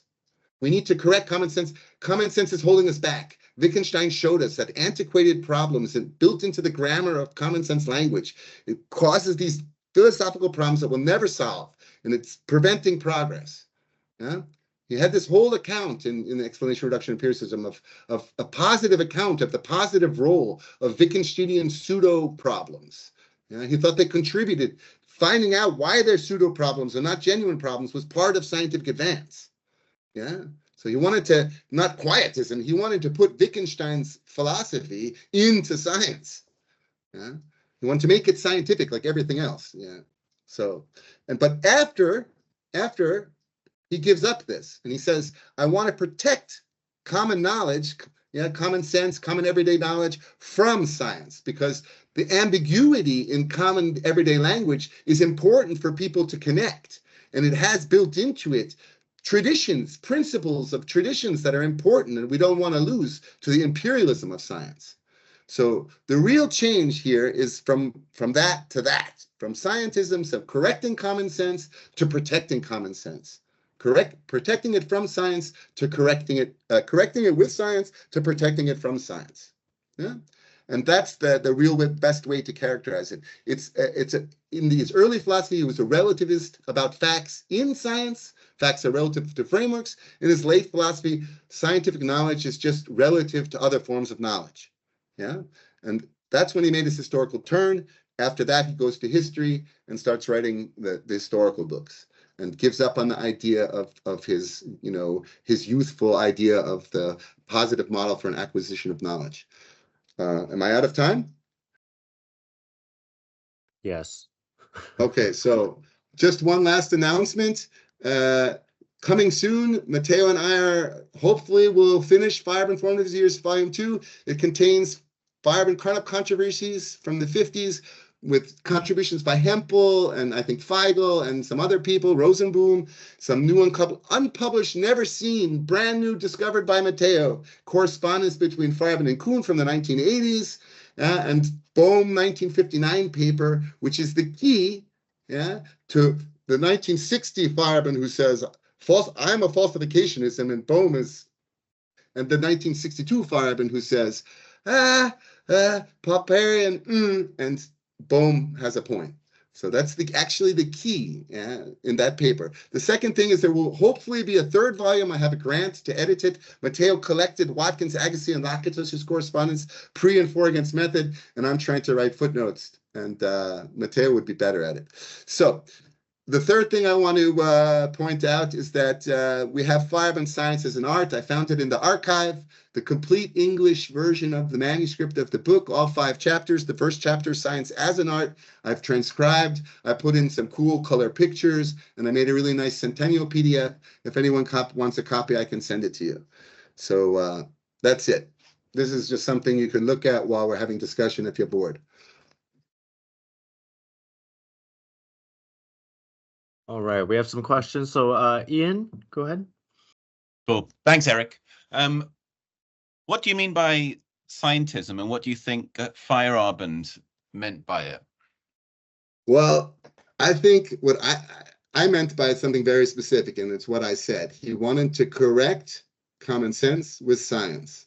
And that's a form of scientism, I would say, or I believe. I mean, I understand there's a history of the word scientism. At one point it was positive, then it was negative. But I'm using it in a pejorative sense, a negative sense. And I'm saying it's the idea that we need to correct everyday knowledge with scientific knowledge. People should know, quantum theory instead of voodoo or whatever. Yeah. And later, of course, people should believe what makes them happy. If science makes you happy, be a scientist. And don't forget, in his later work, Feyerabend, he still has a scientific approach to everything. He's not anti-science. He's anti-scientism. And he's anti-science only in the sense he doesn't think there is science. But he does think there's more or less scientific. And he's always scientific about everything, even about, acupuncture. So he has a scientific approach. He doesn't give up on his scientific approach. He stays a critical rationalist. He just replaces Popper with Mill, in terms of the foundation of his critical rationalism. This is my view. Matteo thinks I'm all wrong here, but this is how I see it. I think Matteo did a really good job of explaining how the book Against Method was developed, but I think what's important is to see how the idea of Against Method developed. And I think this developed out of his criticism of Popper, and it happened much earlier than 1970. So his anarchist phase is happening 65, 67, and not 1970. His Against Method phase is clearly starting at the latest in December 17th, 1967. And I'm here to tell you this is the moment. Yeah, everything after that, all the basic elements of his late philosophy are just being unpacked. He puts down all the main points, and then he writes papers on them and books on them, and most of which he didn't actually publish. Right, so I have now hundreds of pages of manuscripts he didn't publish. He had the 2 book manuscripts he finished. Science as an Art is a finished book manuscript. Yeah. So. All right, I might hand it off to Matteo here. We have about 5 minutes, but we can talk over the break too. Go ahead. You're muted, I think, Matteo. Jamie is before me. Yeah, but Jamie's always got his hand up fast, so I'm just. Yeah, go ahead, Matteo. Well, okay, so I go ahead. I have various doubts about this reconstruction, but I just would like to ask you one question. How would you relate this 1967 epiphany concerning Popper's philosophy with the 1962 intentional criticism of Popper? So I rushed through that slide, but it says I had gradually changed how I taught falsificationism. Yeah, I've been teaching for 15 years. In one letter, he says 8 years, and the other 15. So the letters are almost identical, the stories. Also the ordering and the phrasing of the events and the nightmare and the awakening. In both letters, he wrote actually at the same time and tells the same story in the same way. And in one of them, in the Watkins letter, which isn't published yet, he's very clear that he says, I changed how I taught falsification gradually. Yeah, but what the epiphany was the realization how far he'd come. Okay. He realized when he saw the ad hoc, and he realized, look, he's telling his students we can't use, Popper says no ad hoc. And he's thinking, yeah, but I support Bohm, and Bohm's theory is ad hoc. And so I don't know when, you know, these general methodological rules that are disconnected from context are completely useless. Okay, I have a second question. And how do you explain the missing reference in any of Feyerabend's later reconstruction of the birth of the idea of incommensurability, of his criticism of Popper? He never says. I think he got the idea of incommensurability in 1950. He just didn't call it incommensurability until 62. I don't see any substantial difference in his view of scientific method and science from his dissertation to 62. He just unpacks it, develops it, puts it more clearly out there, adopts the Bohm stuff to justify it. His view that we have these revolutions that result in different worldviews which are formally disjoint never changes. My question is, in the 1962 paper, Explanation of Reduction Empiricism, that you understand as basically focused on a criticism of Popper, is never presented later on as such. So it says it explicitly in 1981 reprint. It says, this, Popper didn't notice this was explicitly an attempt to criticize you. In the summary in 1963, it says, it was an attempt to criticize Popper. In 65, it says, it was an attempt to criticize Popper. Watkins says, I don't understand your attempt to criticize Popper. But argue with that. Okay. He said it beforehand, he said it during, he said it afterward. But he never says it in an explicit way. He says it explicitly. It's the main conclusion of the paper. You just have to read the paper. Main conclusion, Popper can't take incommensurability into account. Yeah, right. Therefore, not only Popper, but there no formal can be possible. Revolutions result in deductively disjoint worldviews, so no formal account can work. Popper's can't work, Nagel's can't work, Hempel's can't work. But that Popper couldn't take into account incommensurability was clearly said in, clearly written in Logique de Forschung 1934. So it's not. What do you mean? I mean that's it's exactly what Popper says in. No, Popper doesn't say that. Popper says that when you have the use of the term incommensurability to mean something completely different here, Matteo. You are just confused here. Popper's incommensurability is the reason that there's a myth that incommensurability implies incomparability is because Popper uses the word incommensurabilität in Logik der Forschung to mean non-comparable. Feyerabend thinks that there can be crucial experiments between incommensurable theories. They are comparable. The terms have nothing to do with each other. One of them is about the relative size of sets of potential falsifiers. It's a part of the quantitative comparison. And the other one is about qualitative differences in concepts of universal theories. You are just, like Popper, completely confusing Feyerabend with Popper, and that's why you don't understand what's going on. Okay. I'm in good company, at least. Well, yes, exactly. Popper also thought, like, he looked at it and thought, well, from my perspective, you're just stealing my ideas and using them to criticize me. So Feyerabend called this the Lessing effect. Yeah, you steal somebody's ideas and you criticize them. Popper, of course, said there's no scientific method. Feyerabend says in the paper, Popper thinks his view is the scientific method.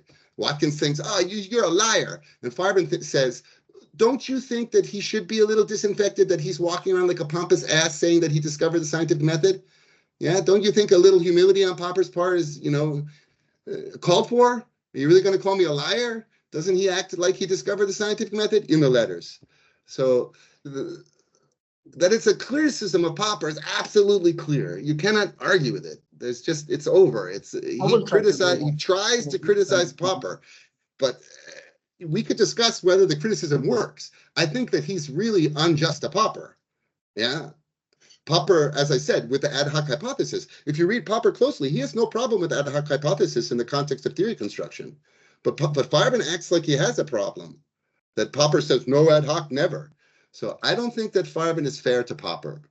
Yeah, but that I'm talking about what Feyerabend is trying to say and what it says, and not what Popper said and whether it's a good criticism of Popper. I think that you have a lot of good ways to show that Feyerabend is really not fair to Popper.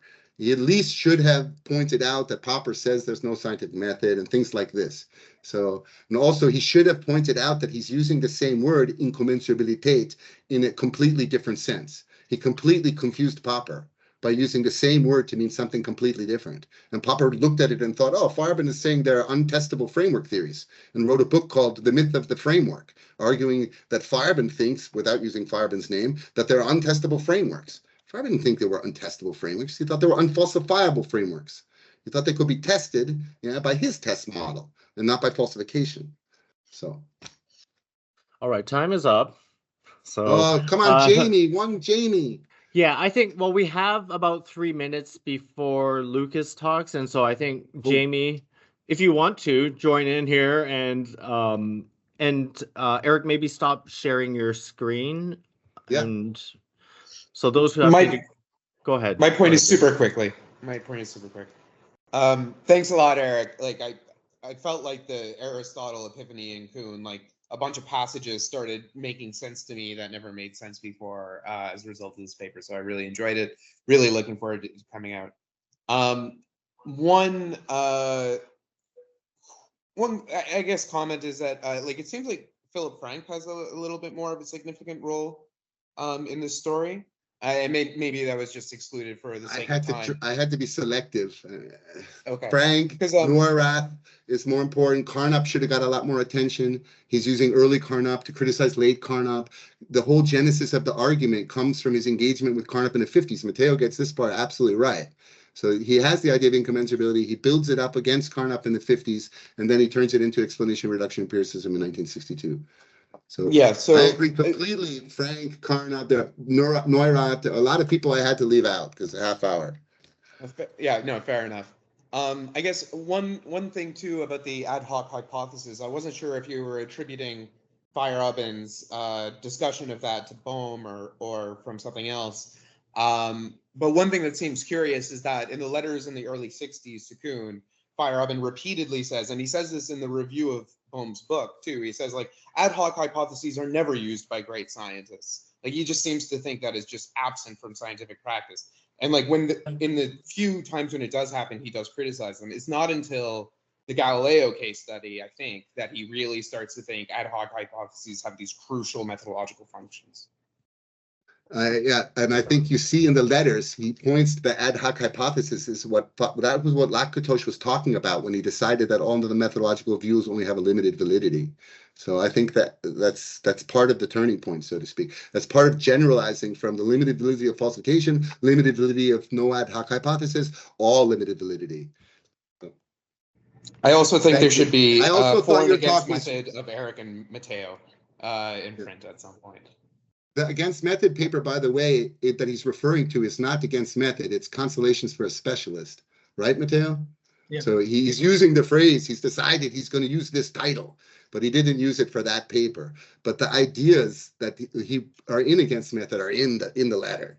The position in quotes is in the letter. This is the first time he starts putting his thing in quotes. Yeah. From 1967, December 1967 on, his position is scare quoted. Before that, it's not. Before that, he was really trying to somehow contribute to a methodological model, I think. I mean, I think Preston gets this right. I think I was too hard on Preston here when saying, okay, he was only doing ad hominem and all of this. I think he was really in his early time. In order to talk about the skeptical phase, you had to have a positive thing that he became skeptical of. And he saw his model as complementary, dialectically related in the way that Bohm describes to Popper's model. So Popper should work for the school book cases within a framework, and mine should work for the Einstein, Bohm, Big Bohr, the big universal theory cases. And the two of them then cover all cases. Yeah, but then which cases when? When do I apply which? Is what happens in 65 with the Weizsäcker. He shows up and he realizes he has these cool arguments, but there's no help to Weizsäcker. So this is how I see this. This is Lucas's time now. Yep, sorry. Thank you very much for your patience, and thanks for the great questions. Thanks. And come to Vienna for the whole show. This is some kind of performative repetition of student-mentor relationships going on between Matteo and Eric. He was never my student. He's my adversary, my partner. I learn more about Feyerabend every time I hear Matteo talk, and I disagree with most of it.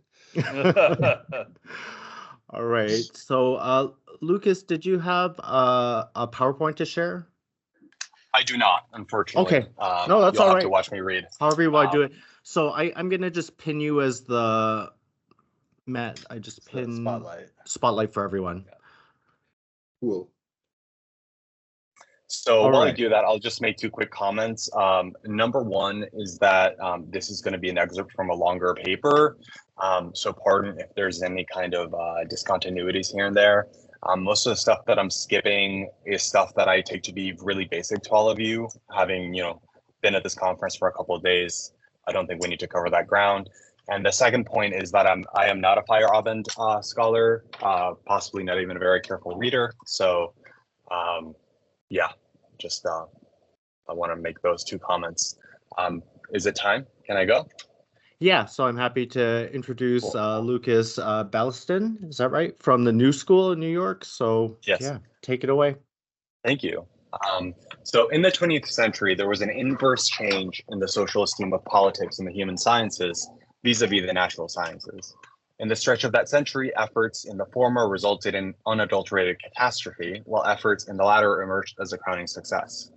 By the 1970s, politicians and social scientists were busy nursing the traumas of a turbulent and disintegrated social core, at the same time that natural scientists pioneered elegant unifying theories of everything.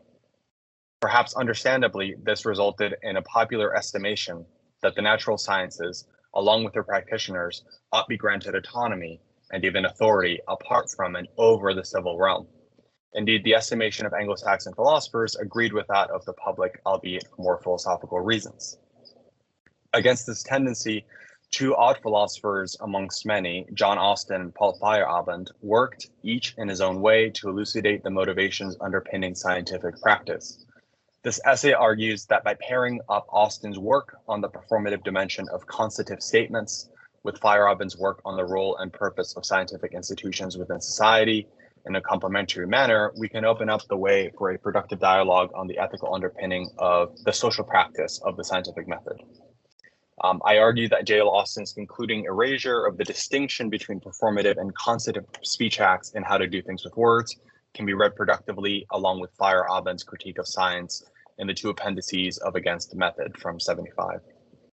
Specifically, I want to test a hypothesis that a radicalized version of Austin's insight that constative utterances do not wholly escape performative classification provides a linguistic analog for Feyerabend's historical claim that the natural sciences are an ethically grounded social practice rather than a purely theoretical pursuit. So this is the kind of stuff that I think for all of us here, it's like very basic and almost like doesn't even need to be said.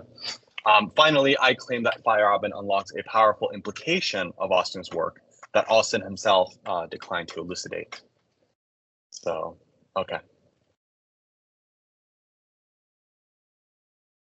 So I'm going to just skip to the juicy bits for all of y'all. Okay, so Austin, so this section is titled Austin's Critique of Autonomism. Austin, despite his philosophical radicalism, was never quite careful in his treatment. At no point did he imply that a distinction between performatives and constatives should devolve into a dichotomy. Austin supplies us instead with a workable distinction, while at the same time reminding us that the two categories he defined may be crisscrossed, so to speak. As we have seen, constative utterances, right? So these are utterances that are like statements of facts, basically. They're just like reports on the world. Can also do things, as in like the category of the performative. But the way one may hear this later amendment can vary significantly. It can be taken to mean one of four things. Number one, that a speech act is in itself neither constative or performative, but it has the potential to be both. Number two, that some exceptional utterances have the potential to be evaluated along both axes. Three, a speech act has the actuality of both felicity and truth inscribed into it. So these are the kind of conditions of satisfaction for constative and performative statements. And number four, all speech acts have a performative dimension, including constatives. Right? So these are the four possible ways of reading this maneuver that Austin has at the kind of tail end of how to do things with words. It seems to me that this last option is the most radical possible reading of Austin's move toward the end of the text, and yet frankly the evidence points against this reading, for it seems that what Austin meant to say is not that all speech acts are performative in themselves, regardless of the conditions of their evaluation. Rather, he meant to say, as is indicated by the second quotation above that I skipped, that some statements that look like constatives can also be used to induce effects and can therefore render them performative. In other words, it seems to be that the true to spirit reading of the second quotation that I skipped is encapsulated by option two. What I will argue in favor of here and argue in favor of because I desire the outcome of that argument instrumentally is that the erasure of the distinction between constatives and performatives can be interpreted along the lines of option four, which, to remind you, is all speech acts have performative dimensions, including constatives. Right?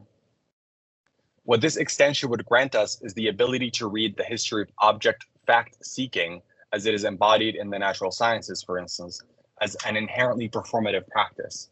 In this key, the efforts of the natural sciences, amongst other kindred traditions, may be folded back into the social corpus as normative social praxis underpinned by a strong set of ethical commitments. I want to focus on the sorts of moves that Austin makes, as I have mentioned just now. The first move is to gainsay those writers claiming that the primary function of language is to describe the world of facts. By contradicting this descriptive fallacy, Austin clears a way for his exploration of the performative uses of everyday speech. The opening of that space in turn leads to Austin's schematic experimentation with ways to define and study the performative speech act. This first movement is reactionary to the predominant view of the time and therefore takes up the bulk of the text. I'm referring to how to do things with words. The second motion is made more shyly and aims to trouble the perceived autonomy of constatives from other kinds of speech acts. For ease of discussion, we can style this perception as the autonomist fallacy. This fallacy denotes the hypothesis implicitly present in Austin's opponents that the constative reporting on facts as an activity undertaken can possibly be carried out in isolation from performative work. The present paper operates on the assumption that this is the spirit of Austin's move and thusly seeks out some tantalizing implications of it. Before hopping on to the implications, though, let us ask for more clarity on how Austin himself understood the proposal. He warns, quote, stating, air quotes, seems to meet all the criteria we had for distinguishing the elocutionary act, unquote. The key to this puzzle of affiliation is provided by Austin when he declares that, quote, to state is every bit as much to perform as an elocutionary act as, say, to warn or to pronounce, unquote. By this point, the tension that was previously only hinted at has become fully manifest. It is no longer possible to take constative speech acts as acts that lack performative dimension. This impossibility was announced at the beginning of this paper and should therefore not stare as much. But what should be taken note of is the link that is offered by Austin between constatives and elocutionary acts. This is the key to understanding just how compatible Austin's project will be when compared to that of Paul Feyerabend in the following section. For now, it proves suitable to focus on the details of the elocution. It is this analysis that would allow us to move the analysis along. Recall that when Austin spoke of the elocutionary dimension, he was talking about intended meaning. The notion of elocutionary force artificially isolates the meaning to be conveyed by the use of certain words in a specific context. This meaning is not dictionary definition, what others have termed sentence meaning, but rather the effect that was to be imparted or brought about by the employment and deployment of those words in that order, in those circumstances. This may easily be established. If I walk with my friend who is crossing the street while a car speedily approaches from behind, it would be foolish to take my yelp, "There's a car coming," as a merely descriptive utterance. Were one to see the words written As such, on a paper, it would be easy to make that error, or easier to make that error. But when placed in their proper context, it is difficult to miss the fact that my statement that the car is approaching is not so much a selfless empirical claim, it is rather a warning to my friend to get out of the car's way. An elocutionary act goes beyond both the elocutionary act because it doesn't identify how a phrase is used in general by convention, although performatives do depend on such conventions, but how a person used an act of speech in a particular situation in order to elicit a desired effect. What is really taking place when performing an elocutionary act is that I'm using words that have a usage to do something with that context. And these words can be used beyond their usage to achieve a desired effect only within that given context. But let us consider how this talk about language and how it does and what it does can be brought to bear on the announced discussion of science and society. We have seen that elocutionary acts are statements that convey some meaning beyond and above the perceived dry semantics of sentence meaning. Thus, the way to derive meaning is not to consult the dictionary, but to also consult the total context of the utterance, right? So we can think about conditions of felicity, somewhere like this, which furnishes ancillary facts by which we may help ourselves to a true understanding of the utterance in question and in context. The question can no longer just be, what are the definitions of the words, but rather who is the speaker, why are they moved to speak now, who is being addressed, etc. We can easily see that there's a whole host of questions that concern not just the words, but the way that they're being mobilized, and that nonetheless helps us define their meaning. To simplify things, I will term the concerns that these questions are utilized to quench a field of motivation.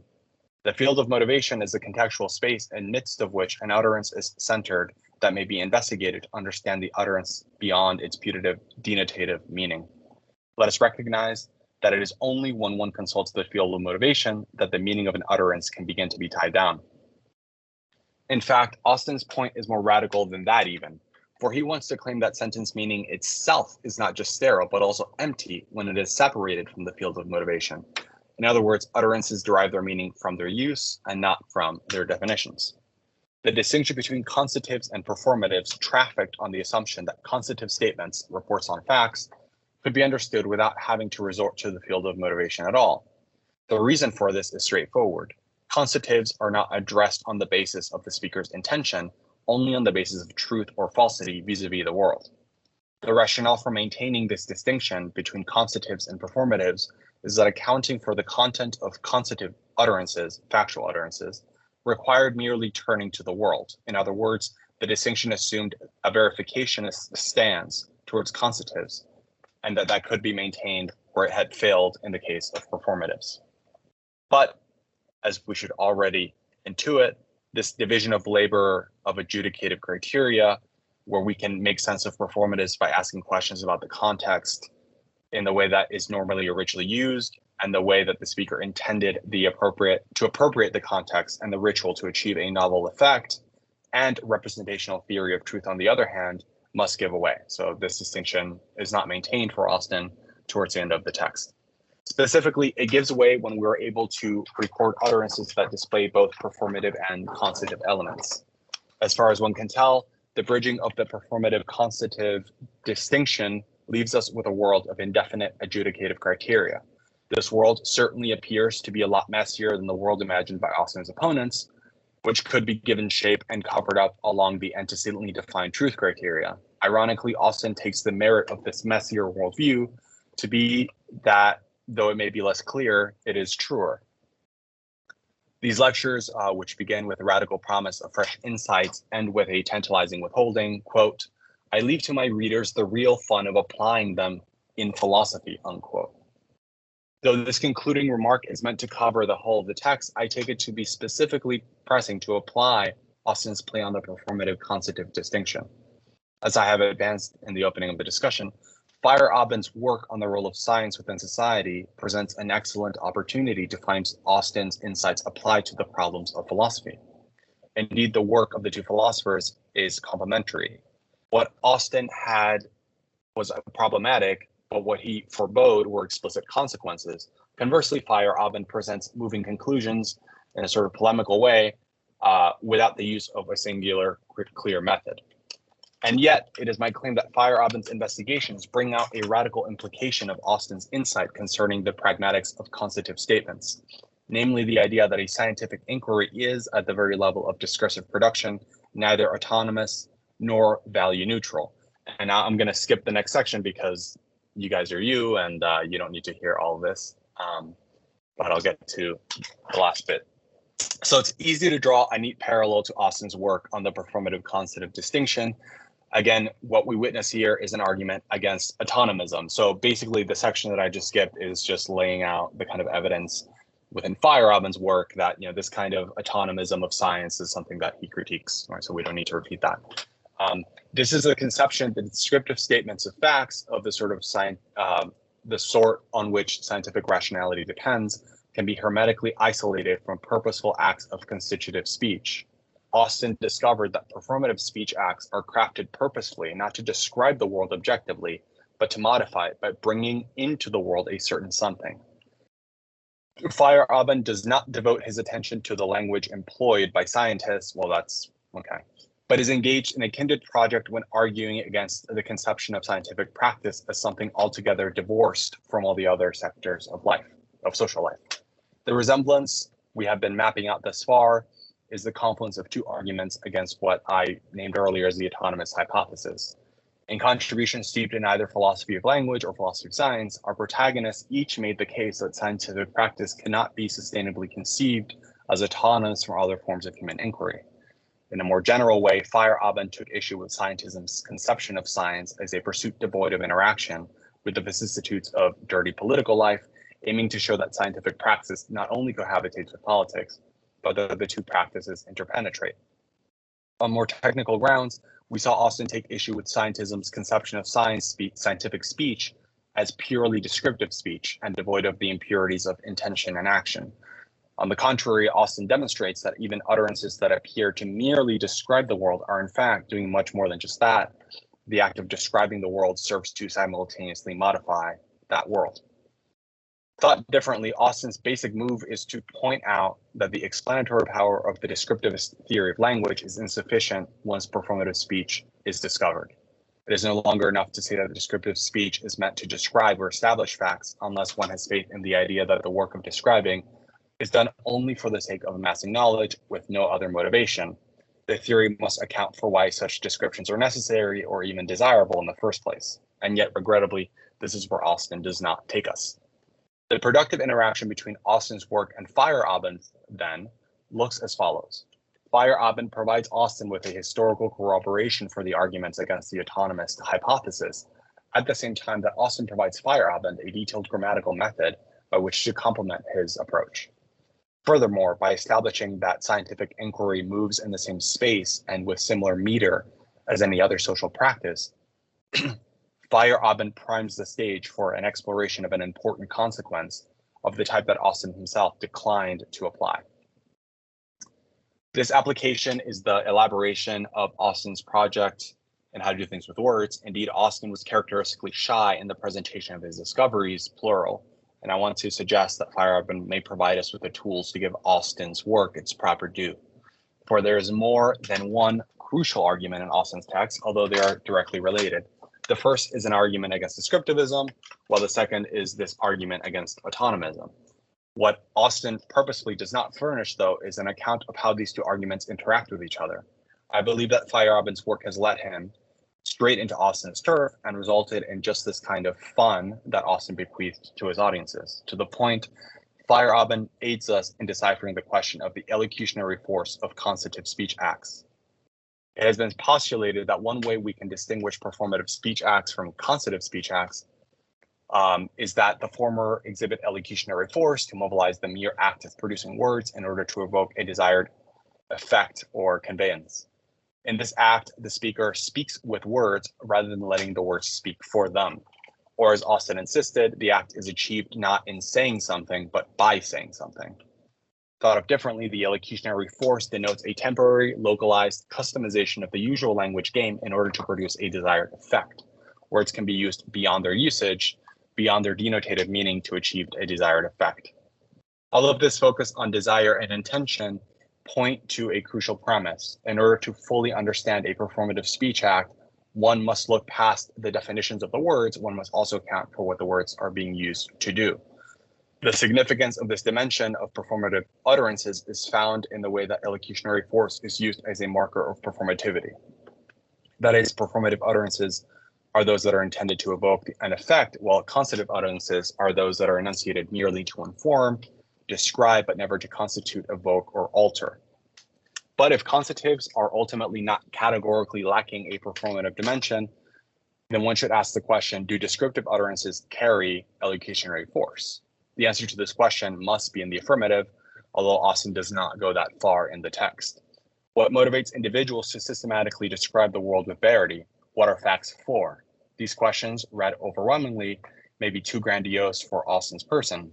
These questions do arise nonetheless from Austin's insights, and it seems that a more polemical disposition was required to face such issues head on. In the second appendix to Against Method, Feyerabend asks, quote, what are the reasons that might compel us to prefer the sciences to other forms of life and ways of gathering knowledge, unquote. Already inscribed in this question is found the presupposition that the impulse to produce descriptive, constative statements is imbued with pragmatic motivation. In a more straightforward way, this is Austin's unanswered call to consider the pragmatics of performative and constative utterances together. So we must think on the pragmatic advantages of fact-establishing practices. It may be said that a fact is a descriptive instrument that is required in order to grasp a situation, but this only slides the question from facts to understanding. The question then becomes, what is useful about understanding? Feyerabend ventures the hypothesis that the understanding is used to help individuals decide things. Finding themselves in complex situations, human beings reach for fixed points of reference by means of which to map and thereafter navigate our predicament. But this should not be limited to using facts for discovering other facts. That's not an informative hypothesis. Rather, the idea here is that facts are desirable because they help us decide how to act. The yearning for established shared facts betrays a, quote, search for objective guidance, unquote. This objective guidance, composed of stable points of reference, is taken to be the standard by which to evaluate the possibilities for personal choice in uncertain contexts. And what is the name for a field of discourse in which people discuss the ways in which they should and should not act if it is not ethics? Of course, Feyerabend's hypothesis is not unheard of, but it can be traced back. Okay, we don't need to go over this because we're here. What this pragmatic concern is differs importantly for, on several counts, Feyerabend imputes to scientism fear, indecision, disregard, and an illegitimate yearning for social authority. To be clear, this critique is not leveled at science as such, but only at a scientific establishment seeking to present itself as isolated from and administrator of other rationalist traditions such as politics or religion. So maybe we can go back to the conversation we we're just having about how we understand scientism, right? At its most combative, Feyerabend proclaims that, quote, admirers of science, my brackets, must now make a choice. They can keep science, they can keep reason, they cannot keep both, unquote. In other words, in order to secure and extend the gains of scientific inquiry, scientists must accept an expanded social conception of their labor and its purpose. Now, it is not my business presently to adjudicate what the legitimate extension of science's social role is, but rather I just want to meditate on the idea that scientific practice is at root underwritten by a concern with human conduct, not unlike politics or art. And I wish to establish that such motivations may be considered in the case of activities that operate by means of constative, fact-oriented statements. Rephrasing the findings into Austinian terms yields the following. Ethical concerns represent the elocutionary force behind constative utterances. With the summary, this paper relies on the exegetical excursions on J. Lawson Feyerabend, and I try to identify the arguments against linguistic descriptivism and constative autonomism in how to do things with words, relying on an interpretive claim regarding this latter argument. And then I'm trying to appeal to Feyerabend's reflections on the role of science vis-a-vis society, and I'm trying to make the claim that Feyerabend explores the conclusions from which Austin averted himself in the end of How to Do Things with Words. I thus hope to have demonstrated that by reading these two thinkers together in this manner and along these lines, Feyerabend helps us to make a powerful implication of Austin's work on language fully manifest. Namely, I suggest that reading Austin and Feyerabend together helps us make the argument that scientific inquiry is not ethically neutral, but is rather ethically motivated social practice clear. It is my impression that making rigorous and clear arguments of just this sort is a timely and necessary task if one wishes to combat inflated social authority grounded on claims to theoretical purity and social autonomy, and that is currently wielded by some scientific institutions.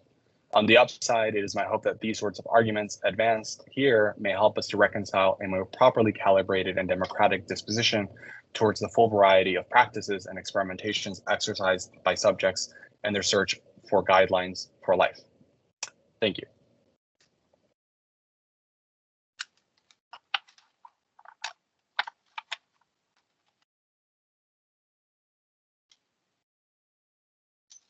All right, we have some questions. So Jordy, I think that's Jordy. Yeah. I have basically a few brief comments. I hope I'll be brief. The talk was actually unexpectedly stimulating, I have to say. I didn't know which way you're going to go. I didn't know what you're going to do. And I think it's great that, because the way Feyerabend cites, at least mentions Austin, this really shows that the way in which he adopts and applies philosophy of language really, brings him beyond the appeal and the use of Wittgenstein. So that's a point worth emphasizing explicitly, right? So it's not like he hadn't done philosophy of language before. I mean, so he goes beyond, all that in a way that, because you would think that the whole Wittgensteinian business about use and meaning, is the kind of the interface between the old of the alternative early semantics and now the more performative semantics, right? And the other thing is that is actually exactly the same thing that's happening to hacking, from language to the social, and the social construction of categories is exactly that, and kinds. Hacking in 75 begins, quoting talks about Wittgenstein, in why language matters to philosophy, and then move from Wittgenstein to Austin. And then that is exactly what he does in representing and intervening, and then in the social construction of kinds. All right. Final thing, I mentioned your talk to a friend of mine who lives in New York, so who specializes in Austin, among other things, has written a book on Austin recently, Mark Kaplan, and he couldn't join us for the talk, but he really wants to hear about it. Great, thank you so much. And I can put you in touch with him if you need. Yeah, please, that'd be great. Yeah, I think that's really useful to understand, and if I wanted to kind of like develop a little bit going forward, kind of establishing a kind of broader context of the conversations that are going on and the kind of interconnections between philosophy of science and philosophy of language, and the way that Austin is being taken up in the context that, Feyerabend was working within, right? In the kind of like, late 60s, early 70s. That's really useful. Thank you so much. Jamie? Thanks so much, Lucas. Really great talk. I think like this cross-fertilization with Austin and Feyerabend is like desperately overdue. So I think this is really wonderful. I had a few kind of thoughts. One related to Jordy's point about Feyerabend's appropriation of philosophy of language. It might be kind of interesting seeing how that tracks, depending on how much of a deep dive into Feyerabend you want to do. Like in the meaning of scientific terms, he starts off like all caps, like arguments for meaning get us nowhere. And he seems to have this very like Popperian kind of dismissive attitude towards studies of semantics. The comments that he has about ordinary language, common sense philosophy in general are extremely harsh, like maybe even harsher than what he ends up saying about Popper. But Austin seems to be this really interesting exception. I don't remember when he starts to cite him, but certainly by Against Method, the Galileo case study and the focus on propaganda, he explicitly cites Austin on the use of what do they call it, adjuster words or whatever they're called. And so there seems to be this gradual uptake of Austin, as well as kind of a continuing to marginalize a lot of other contemporary philosophy of language at the time. And it's interesting how the historical case studies differ, right? Like in his earlier papers, it's really exegetical about the theories, whereas in Against Method, he's focusing a lot on the social context. So like that kind of development within Feyerabend's thought might be something that'd be like an interesting complementary exercise, or maybe it's something you already do in parts of the paper that you didn't get to read. I actually don't, so that's very useful. Thank you. I appreciate that. Yeah. Great. Yeah. Just taking notes.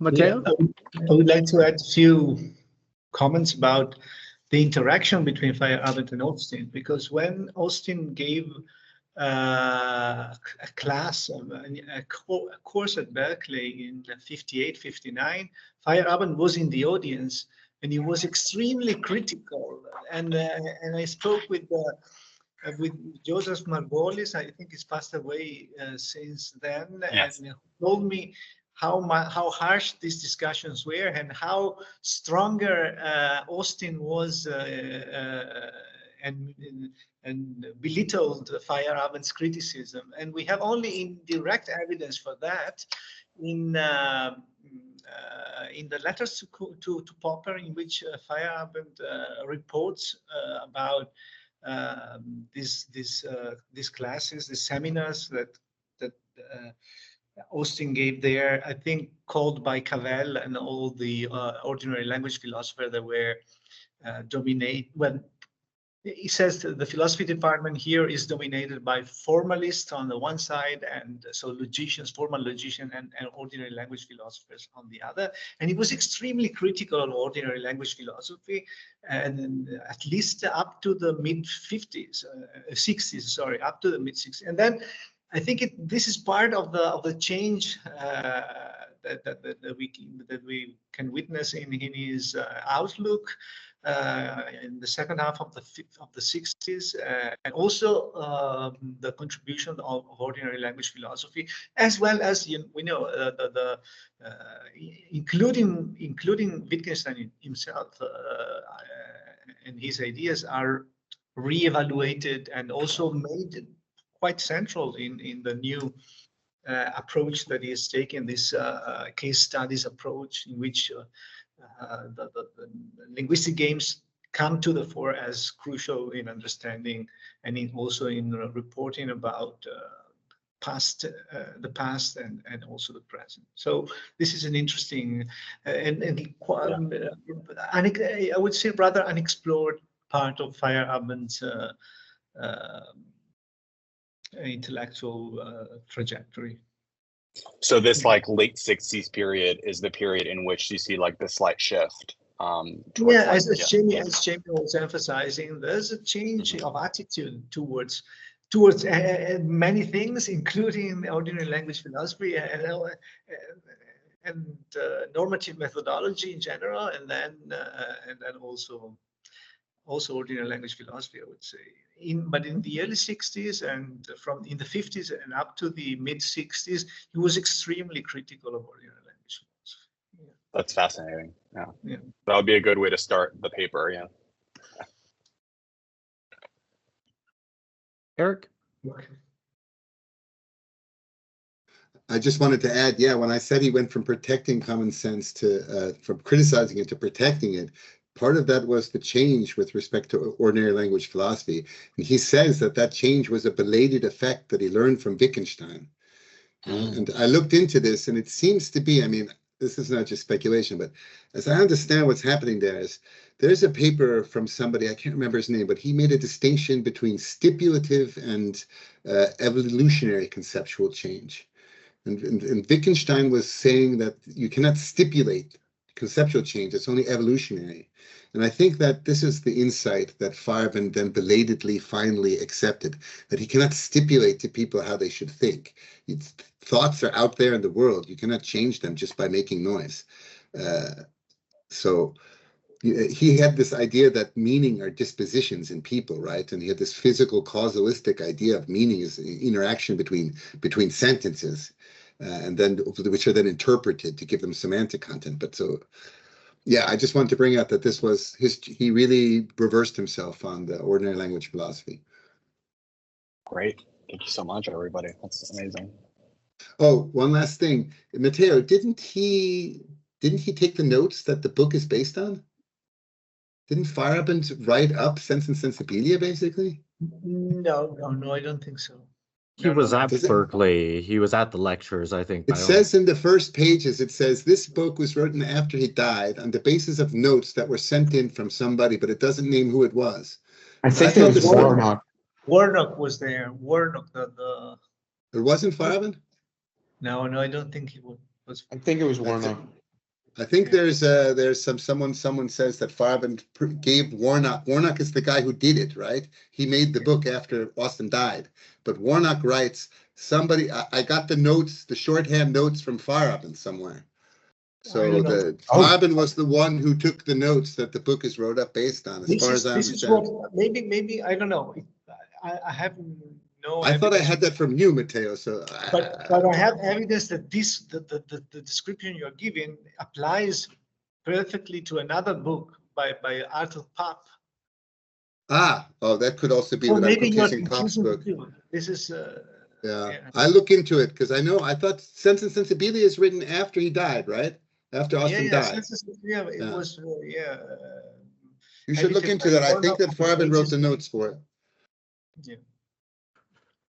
I have just kind of a suggestion. So when you kind of cash out Feyerabend's kind of role in kind of clarifying this distinction in Austin, you talk about science isn't autonomous, and you talk about how it's not value free.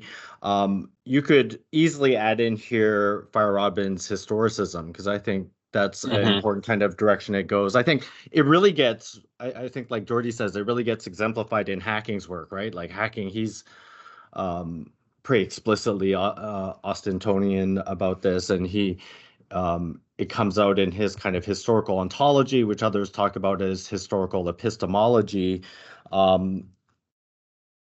In terms of the kind of social context, I mean, Feyerabend always kind of acknowledges it, but he doesn't focus in on that. But I think the historicism is something that's definitely in there. So it might be something you add into the part when you talk about what Feyerabend's kind of contributing to this. Absolutely. To understand the total speech situation, right, within like a kind of historical lens. Yeah. All right, so I think we can take a 5-minute break, come back for our final talk. So everyone, please give Lucas a hand, virtual or... Thanks all. Lucas, do you plan to submit the paper to the special issue? Yeah, I was thinking about it. Yeah, I'd love to talk more. Yeah. Yeah, no, I'd encourage it. Great, thank you. See you guys soon.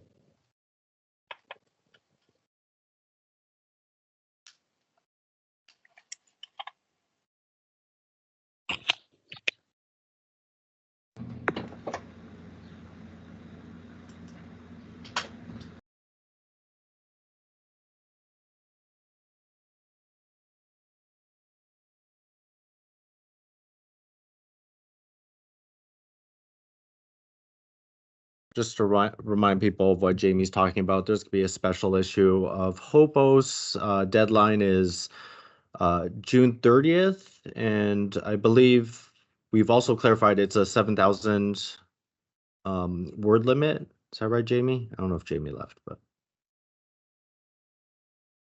I'll find the CFP and put it in the chat. okay. Yeah, Matt's going to throw the actual call for papers in the chat here.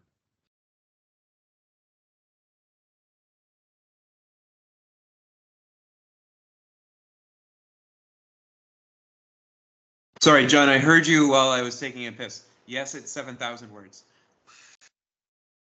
And Matt's going to throw the CFP in the chat too. Okay, sounds great. All right, now I'm going to do that.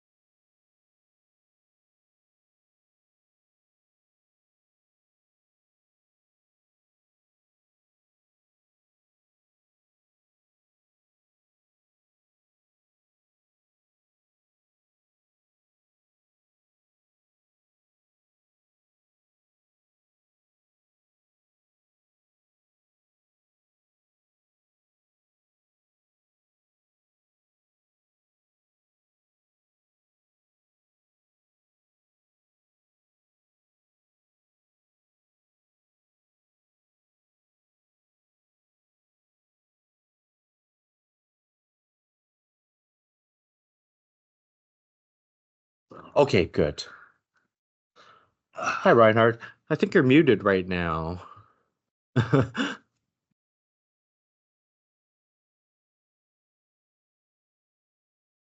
Uh-oh. Am I muted? No. There's got to be one person with mic problems per day. Oh, no. Still can't hear you. I don't think you're muted, though. What the heck? It's on his setting on the There computer. might be settings on your computer, Reinhard.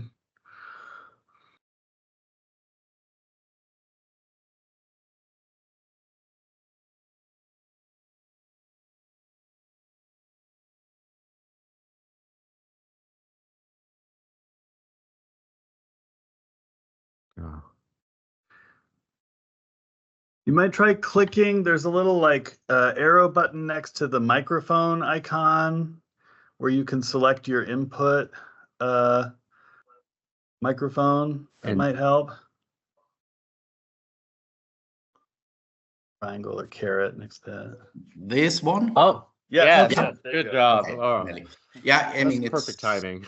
Yeah. And you're not going to be using slides, or you will be? I have slides, yeah. Okay, wonderful. So to share those, you just basically have it open, and then you look on the top right corner by the leave. There's a little share button, and then you just click that, and then I'll give you a choice of things, and you pick your slides. Yeah. But how to say?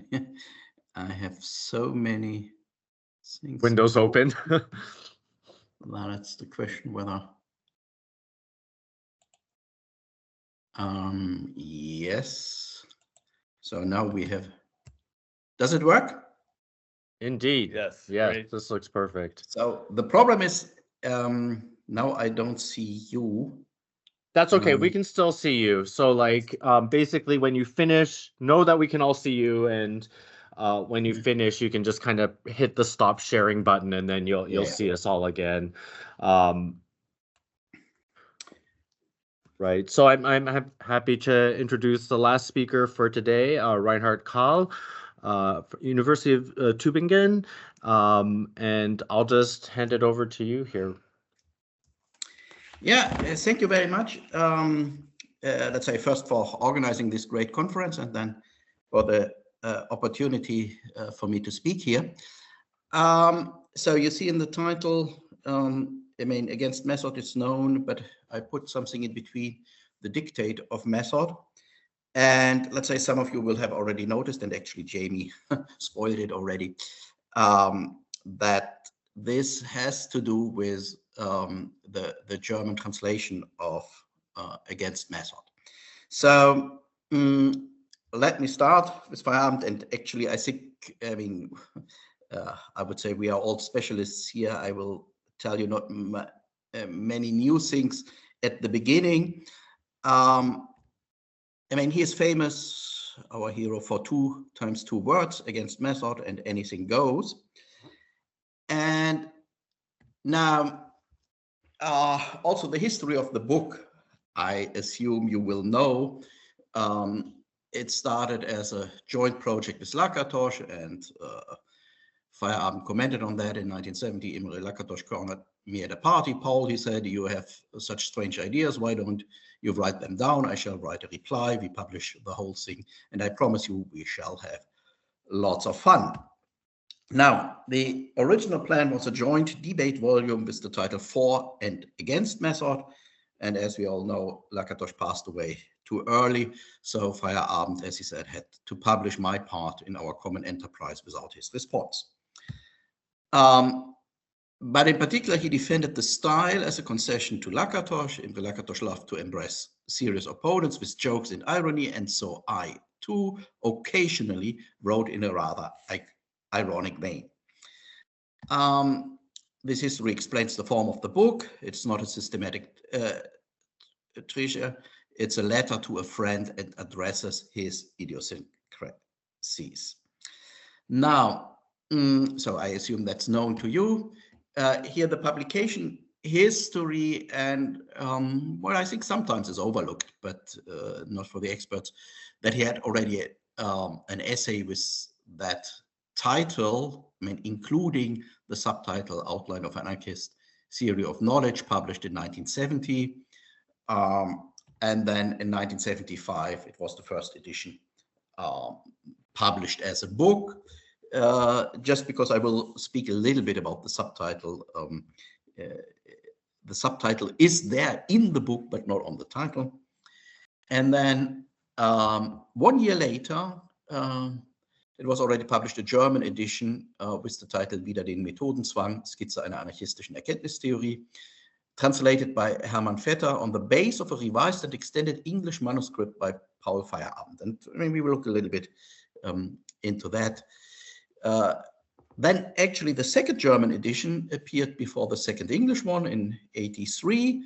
And it says that it was partly shortened, partly extended, partly reworked by Paul Feyerabend himself. And then in '88, we have the second revised English edition, and even '93 saw a third newly revised English edition. And I think the further editions maybe are then more or less stable. I mean, as it is noticed, I mean, none of these editions, the English and the German, fit one-to-one. There are always changes, yeah. And actually changes which might even concern the style. I mean, Feyerabend himself somehow complained that its later editions don't have the same ironic style as the first one. Okay, now just somehow as a prelude, the fate of the subtitle. So concerning the subtitle Outline of Anarchist Theory of Knowledge, one may observe that it was actually part of the title in the essay of 1970.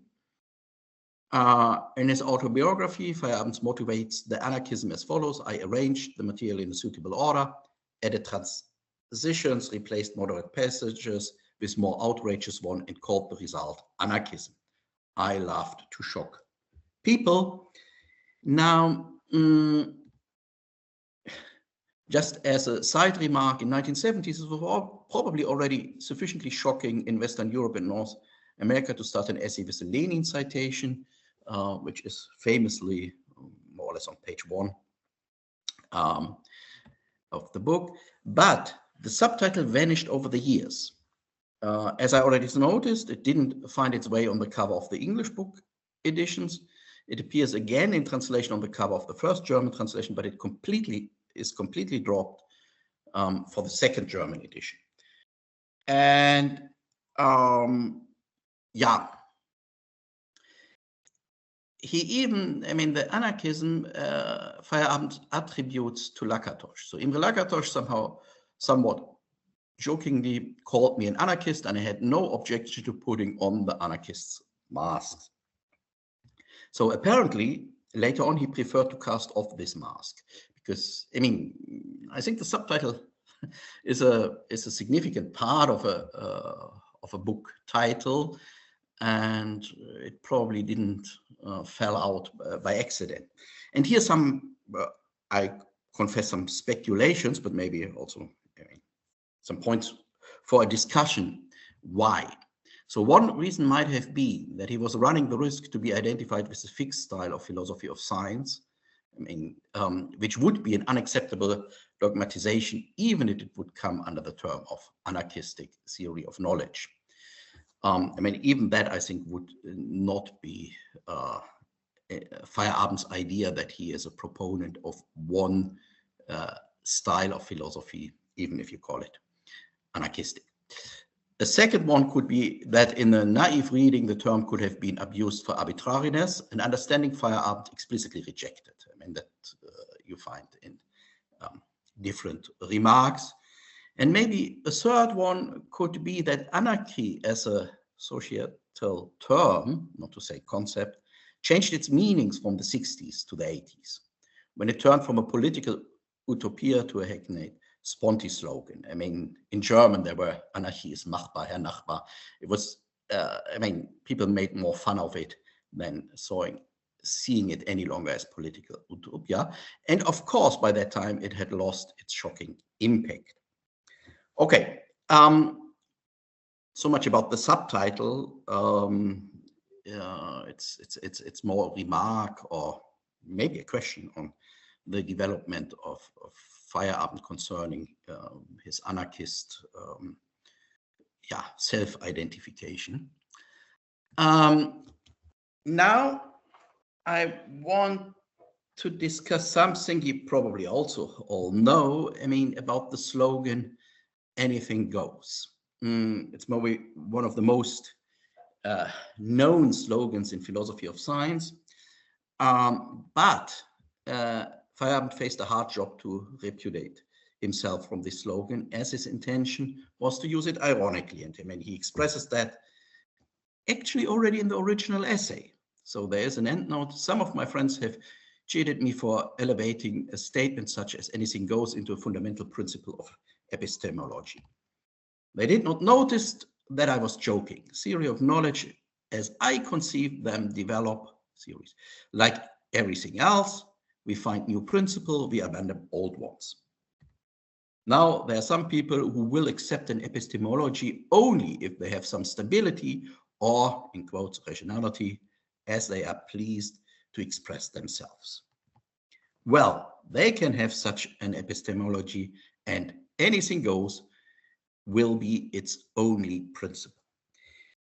Now, it is interesting that he forgot to take over this endnote into the first English edition. So it didn't find the way there. You can search for it, at least I didn't find it. And so he had to correct that in the preface of the second edition. And he was very much in style of the endnote in the essay. I too occasionally wrote in a rather ironic way. An example is the end of chapter 1. Anything goes is not a principle I hold, but the terrified exclamation of a rationalist who takes a closer look at history. I think, this citation is very well known, but apparently this proviso did not convince at least many portraits of Feyerabend, how to say that, not from the experts, in many such portraits, he's still identified with this slogan. Now, let us pay attention to the parenthesis I omitted in the citation. And actually, it was already presented in Adam's talk on the first day, where it was not left out. And there you see, Feyerabend wrote, I do not think that principles can be used and fruitfully be discussed outside the concrete research situation they are supposed to affect. Now, this is, clearly the justification why he doesn't hold it as a principle.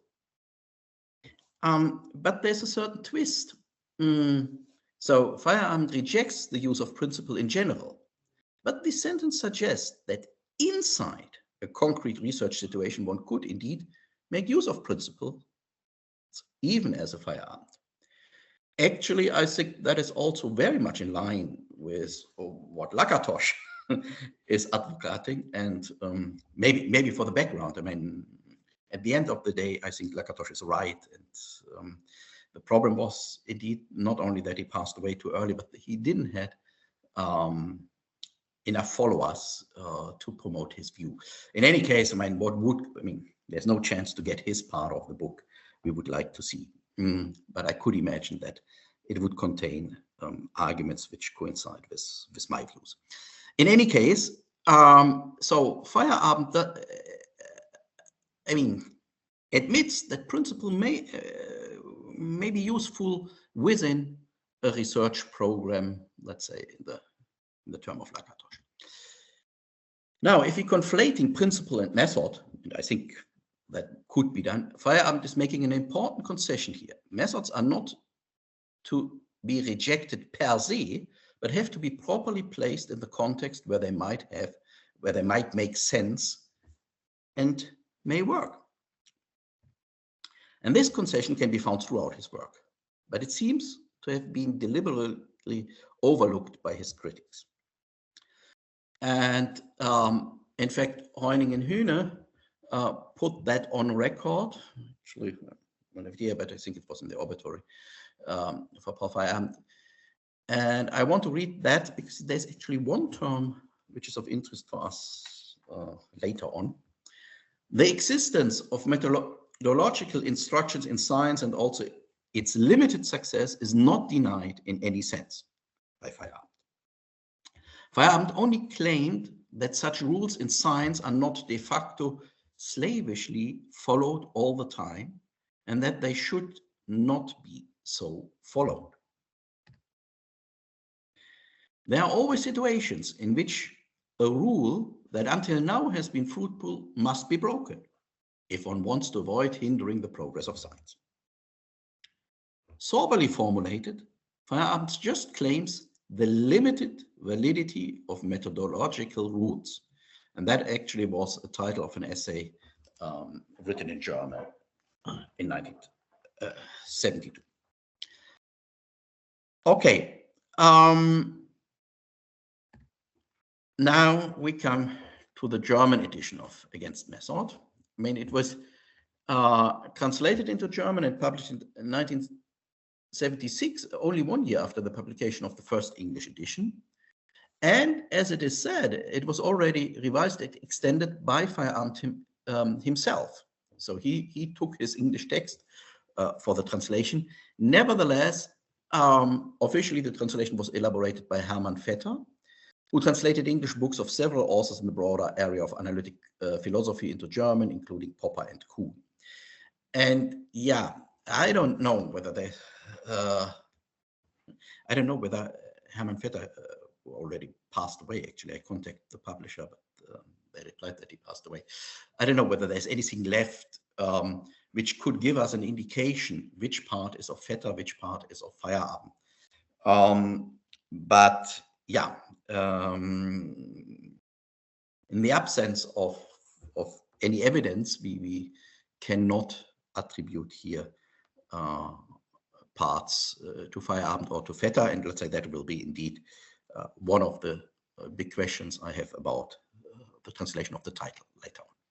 But okay, in 1983, the second edition was published, for which the original translation was, and as is said in the introduction actually of the third reprinting of third edition, which is a reprinting of the second edition, that it was abridged and reworked by Feyerabend himself. One may note that the second German edition appeared before the second English version, which appeared only in 1988, 5 years later. And the English version now has changes which are based in part on the German version. None of these versions coincide totally, and I mean, we know it, and nobody is surprised that Feyerabend reworked all the time his publications. But yeah, we want to discuss here an oddity in the German title of the translation. Okay, before that, let's look to translation in other languages. And here you see French, Italian, Spanish, Portuguese, Hungarian. And one noticed immediately that all of them add the definite article to method. So maybe also something to discuss at the end. I mean, would the meaning be different in English with the definite article? So what would you think about a book called Against the Method instead of Against Method? Actually, would it even make sense to have it in the planned joint publication with Lakatos for and against the method?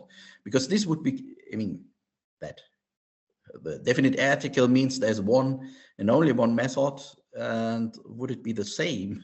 Lakatos would argue for and Feyerabend would argue against. I mean, I think in English, I mean, there's no wonder that there's no definite article, and we understand against method, I would say, quite good even. I mean, I'm not an English native speaker, but I'm not missing any article there. However, it looks like, if you look to French, Italian, Spanish, Portuguese, Hungarian, that other languages, including German, and I will still speak shortly about Dutch, that other languages require an article. At least nobody tried to present a title without any article. Yeah, actually there is an interesting point about the Dutch titles, because the first Dutch translation by Hein Krey bears the title In strijd met de methode. And now, I mean, strijd, I don't know, I hear Dutch native speakers, but I mean, it's very close to the German Streit, but as far as I understand it, it's even stronger in the sense of battle and fight. So in a battle with method, I'm wondering, I think this title could be quite appropriate in distance perspective, describing what Feyerabend is battling with in the book. However, it doesn't seem to us to be a title Feyerabend himself could have supported, because I mean, it clearly weakens the against, because it seems to be that the other side, how to say that, in the battle has some has also an army he has to fight, and let's say somehow in an open way that the outcome of the battle would not be clear. Here's interesting that in 2008 there appeared a new Dutch translation by Marjolein Stoltenkamp, and she opted for the original title with the definite article again. So we are back in that what we have for all the other languages. Now, the German title. First, I mean, as for the other, against method cannot be literally translated to German, because wieder Methode, if you take it that, or gegen Methode, would sound odd, because Methode requires an article. Now, both doesn't work. The infinite article, wieder eine Methode, against a method, which actually nobody opted for in any language, seems to be strange. In particular, it provokes the question, which one? So, I mean, wieder eine Methode, it's not generic. I mean, it's really that you expect then still one method and a specific one. And it would give leeway for, if you're against one method, well, maybe there is another method. And that's obviously not what the book is about. But also the choice of the definite article, wieder die Methode, against that method would be misleading, as it presupposes the existence of one and only one predefined method. And actually this is a complaint against the translations in all the other languages, Italian, Spanish, etc. I think Feyerabend does not attack a specific method, it's obvious, but method in principle, and maybe it could be captured by, in German, wieder die Methode als solches, or in English then, against the method as such. And actually, if you still think of translating the book into your language, and it's not on the list we already had, and if you could agree that against the method as such would not corrupt, actually here I should, even in the English translation, I should leave out the against method as such. But if you do it, if you add als solche as such, you may use the definite article in German, sorry. I mean, if you could agree that the edition as such would not corrupt what we find in the original English book, even in the second and the third edition, then maybe it could be a suggestion to add that for future translations to the title, because I think this als solche relativizes the definite article in a sufficient way. However, the chosen German title is quite different, and yeah, it's now not any longer a surprise. It's wieder den Methodenzwang. Jamie already mentioned. I mean, we have here Zwang, which I will discuss it a little bit. I mean, I propose to retranslate now to English Zwang as the dictate of method. This title obviously comes along with a completely different message than the original. And I mean, I think I don't have to explain you this different message, but I mean, it comes with a particular problem for that. But before going into that discussion, let's look to the German word Zwang. And I mean, I was looking in several dictionaries, and I have here a list of possible translation: compulsion, coercion, constraint, duress, forcement, force, bondage, necessitation, and finally dictate. You may observe that enforcement of force would linguistically best related to Zwang, as Zwang is derived from zwingen, the German verb for to force. Still, I think, I mean, Zwang has several connotations, or maybe don't have some connotations other English translations have. I mean, it's obvious from such a list that there are variations. In fact, against the constraint of method may characterize best what Feyerabend has objectively in mind. But this title would lose any kind of provocation which is still present in Zwang. So Zwang, I mean, is a little bit, let's put it, aggressive. I mean, constraint you could retranslate by Beschränkung. So wieder die Beschränkung durch Methoden. That would be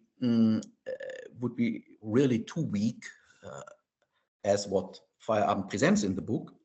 But even, let's say, with Zwang, it's something else.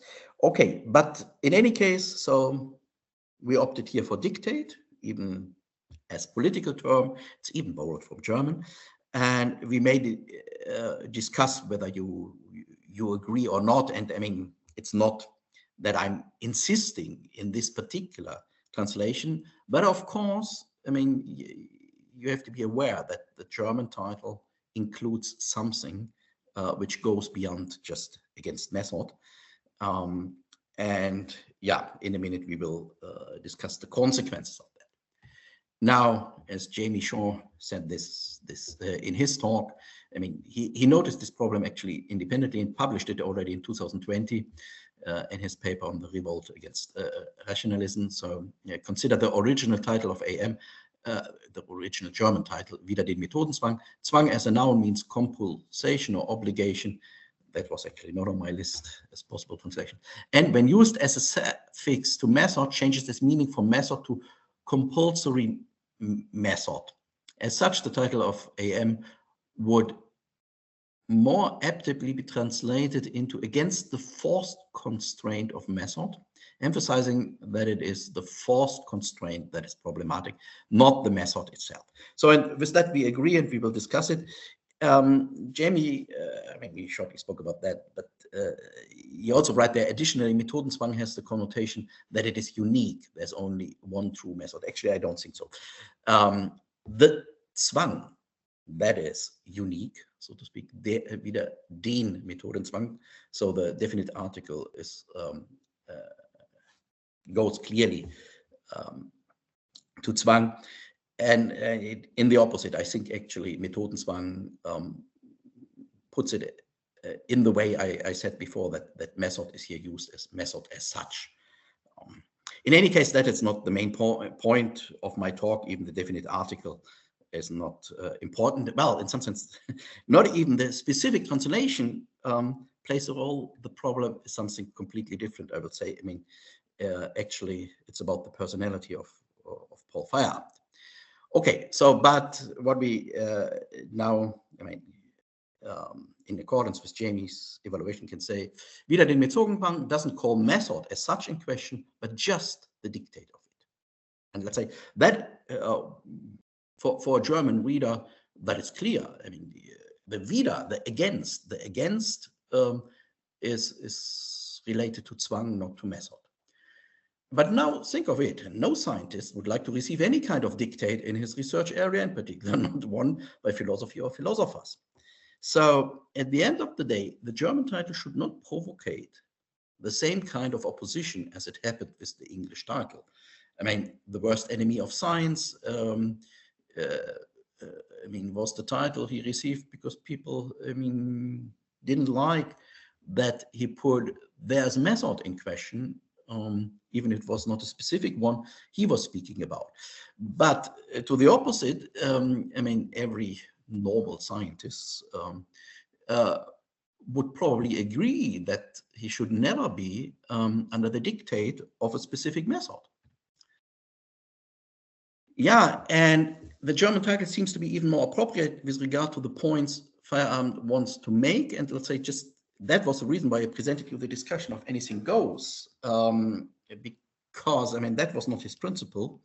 And I mean, if you read the book, it's really about the Zwang. And maybe now I go back, even if you consider the translation bondage, here, Paul Heuningen-Hühne used are not de facto slavishly followed. And this slavishly is exactly, I mean, is an implicit translation of the Zwang, which is in the present in the German title, but not in the English one. Okay. I have to find where I was. And in return, somehow, German secondary literature about Feyerabend can make an explicit point about the rejection of the dictate. I mean, I was just randomly looking to some comments or books on Feyerabend, which really, I mean, have as the topic the Zwang or the dictate. And I think you don't find that in the English secondary literature because it's not put at display in the title of the book. Now, okay, just let's give a good conclusion, but you see I have something more. For the interpretation of Feyerabend, the German title gives you a choice. You may stay with his critics taking the slogan against method as well as anything goes at face level and blame Feyerabend to be a naive anarchist. Or you accept the smoother slogan against the dictate of method and read anything goes as an ironic expression, and you may find that you can easily agree with Feyerabend. So now, I mean, I'm not really happy to have this as conclusion because I'm not even sure whether Feyerabend would like you to agree with him. But now we come to the problem.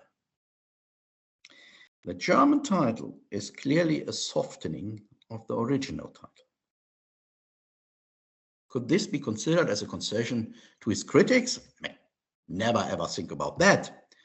But even if it's not related to the critics, even the softening in itself doesn't make sense because it's squarely against Feyerabend's personality. Feyerabend would never retreat from a provocation. But apparently he's doing that here. So, and let's say that is actually the puzzling question here. To our best knowledge, he never commented on the German title. I mean, I'm still hoping for Matteo that you know some letters or find some pieces in the Nachlass which give us some more information. But I didn't find anything, just a tiny point which comes below. Of course, one could not expect that he would take it over for the second English edition. That would be, in fact, a surrender to some critics. But I mean, but he could have had the possibility to comment on it in the prefaces or other papers, saying something. I mean, as I said, we don't even know whether he was the one who suggested that or Vetter, but I will come to that. There's only one point I found in the correspondence with his friend Hans-Peter Dürr. Ich habe mir wieder das Wieder angesehen und fast gekotzt. Eine solche Scheiße habe ich geschrieben. So, the English translation is below. Besides the bold language, it is interesting that he replaced just the term we are interested in by an ellipsis. I mean, whether by purpose or not, absolutely no idea. But I mean, it could be an indication that Methodenzwang was too long for him, or. But I mean, in somehow, what I want to make the point: he can never ever had overlooked that the German title is different than the English one. So, so the question I have is actually whether the specific translation of the title was proposed by him, or by the translator, or even by the publisher. Without any further evidence, I doubt that it was proposed by Feyerabend himself. But I have no evidence whatsoever. As German was Feyerabend's mother tongue, it appears to be unlikely that the translation of both the title and the text was given to the printer before Feyerabend had seen it. So, I mean, that somehow the translator did it. I mean, for instance, for the Dutch title, I can assume that Feyerabend never heard of it, never paid attention to it. But for the German, I mean, it was even said by Feyerabend himself that he provided for the actual text some rework. Still, maybe he didn't pay attention to the title.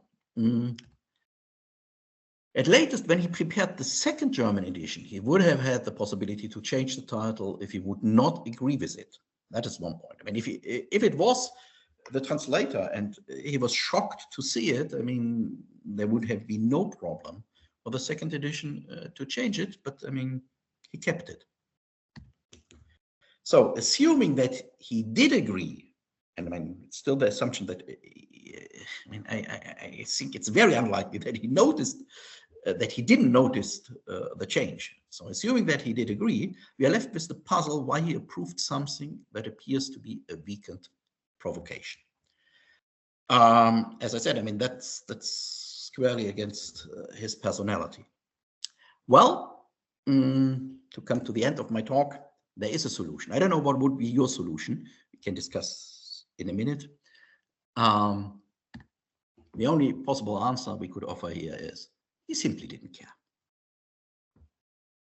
Also, that at least would be consistent with his personality.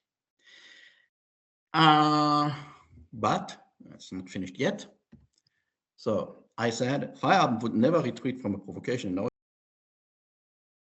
I said Feyerabend simply didn't care about a softening of a provocation. Isn't that a contradiction? Even better, Feyerabend would surely reply. Thank you for your attention. And yeah, I have to close that, and then I hope you have some questions, some solutions, some comments, or maybe, Matteo, you have a letter where Paul reported why he was for or against this title. All right, very good. I see Ian and then Juliet. Go ahead, Ian. I didn't have a question. Oh, you didn't? I'm sorry. I was trying to applaud. I'm getting, I click on people, that maybe will. Juliet's first. Okay, Juliet, you're first. Yeah, I can go. Thank you, Reinhard. That was very interesting, and I didn't know anything about the German title translation difference. But I guess one possible solution or thought I have is that the German title, by seeing like method as coercion, makes it more political, and that could be a softening towards science, but kind of a more radical political provocation to be calling method coercive in this kind of very straight to the point way, rather than the question of like, oh, is this about pluralism in science versus pluralism in society? It seems to be making that connection just to Feyerabend's later views about the role of expertise in politics, and the connection, I think, also to like Mill and liberty, that it seems that scientific method is something that could be inhibiting our liberty as citizens, and that's a coercive force that kind of pushes the project beyond science. But I wonder what you think about that. Actually, I mean, at least it's in accordance with my choice of dictate as the political term. I mean, as it was written in the dictionary, and yes, that makes some sense, and maybe one can elaborate a little bit more on that. I mean, I didn't so far, but it is clear. I mean, as you noticed, that swung, how to say that? I mean, it brings in the a political touch, or that there's pressure on the scientists. Yeah, thanks. Matteo? Here I am. So I just have a couple of comments. One is about not much the German title. Maybe there might be some clue in Feyerabend Albert correspondence, but I don't know anything about the origin of the German title, which I find, however, more accurate in a sense than the English one. But about the English one, we know where it comes from, because Feyerabend says it explicitly in his correspondence with Lakatos, that he had this title in mind in analogy with Susan Sontag's Against Interpretation. Okay. So that's the origin of the English title, and yeah, and possibly also the reason why he chose, or he approved of, a different version for the German, where you don't have the connection with Susan Sontag's book. I would also like to take advantage of this opportunity to maybe correct a false impression that I may have given with my talk, namely that Lakatos just abandoned completely this joint project. What I meant is that at some point, Lakatos, the joint book project evaporated in a sense. This doesn't mean that Lakatos didn't agree to contribute some postscript, some appendix to what Feyerabend would have written, and he continued in the years after the joint book project evaporated to act as a spur, as a stimulus, in particular with reference to the incommensurability chapter, to play a role. So yeah, this is like for the record, and I'm sorry that von Euningen is not here, because he seemed to have got disappointed by that realization that Feyerabend's book was advertised not as a joint project in 1970, but just as a Feyerabend's book. So yeah, this is just for the record. But the English title seems to have that origin. And by the way, this is December 67, so the same turn of letters of that Eric was referring to before, and that I read carefully. But let's say that was actually also nice in Eric's talk. I mean, let's say that this against method was not only coined at the publication of that essay, but has its own history, which is in the letters. But yeah, I mean, Eric, you said maybe the PDF of this centenary edition is available, but the letters are not yet available. Or you should ask Matteo that. I have copies that Matteo collected, but they're not edited yet. So I mean, they're naked, and they're badly transcribed in some cases still. So they need to be cleaned up. Let's say some typos and stuff. But I don't know when we're making that available. We don't have the rights, unfortunately, to the Watkins correspondence to publish it. They never get back to us. So technically, we're not supposed to circulate the archive stuff, as far as I know, from the London School of where Matteo got it. So we can ask Matteo. But now that I'm talking, can I ask my question or make my comment? Go ahead, Eric. Yeah, I just wanted to say that there was a comment he made, Feyerabend, somewhere when someone asked him why he took anarchism out of the title. And he said, out of the subtitle of the book, and he said something like, yeah, because datism are just like anarchists, but they have a sense of humor. And now I call myself a datist.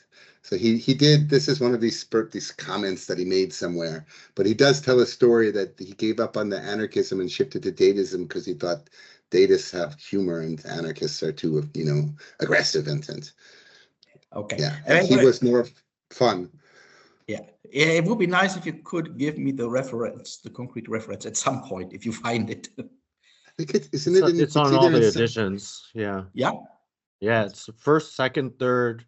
As you go up, there's more and more references to it. And Matteo and Eric's volume on the formative years, it's all throughout there in his letters too. Okay, I have to, maybe I simply overlooked it, but yeah. Okay, thanks. Jamie? Thanks so much for your talk, Reinhard. Really, really good stuff. One thought I kind of had is that like Feyerabend seems to be of multiple minds with the phrase "anything goes," or maybe not so much the exact phrase. So his retrospective comments are things like it wasn't a principle I held. He uses the phrase "anything goes" in Experts in a Free Society. And there he kind of seems to use anarchism equivalent to methodological opportunism. So it's kind of like the only rule is that there are no absolute rules kind of thing. I'm not sure, whether those two readings are incompatible with each other, but there's another thread in Against Method where he doesn't use the term "anything goes," but it seems to be clearly an upshot of it, is when he talks about kind of unpredictability of inquiry. Right, when he talks about like Galileo and Copernicus kind of starting things off, he's like, they had no idea what was going to happen, right? So they just kind of went with what they felt like in the moment, right? And this kind of openness to the kind of, to what might end up happening seems very consistent with Feyerabend's take on pluralism. So, I mean, even though he doesn't use the phrase "anything goes" there, it does seem actually really connected to positive views that he did hold. And so I don't know, maybe issues about the translation of the title also seeped into his like Janus-based kind of take on the phrase. I don't know. Well, thanks.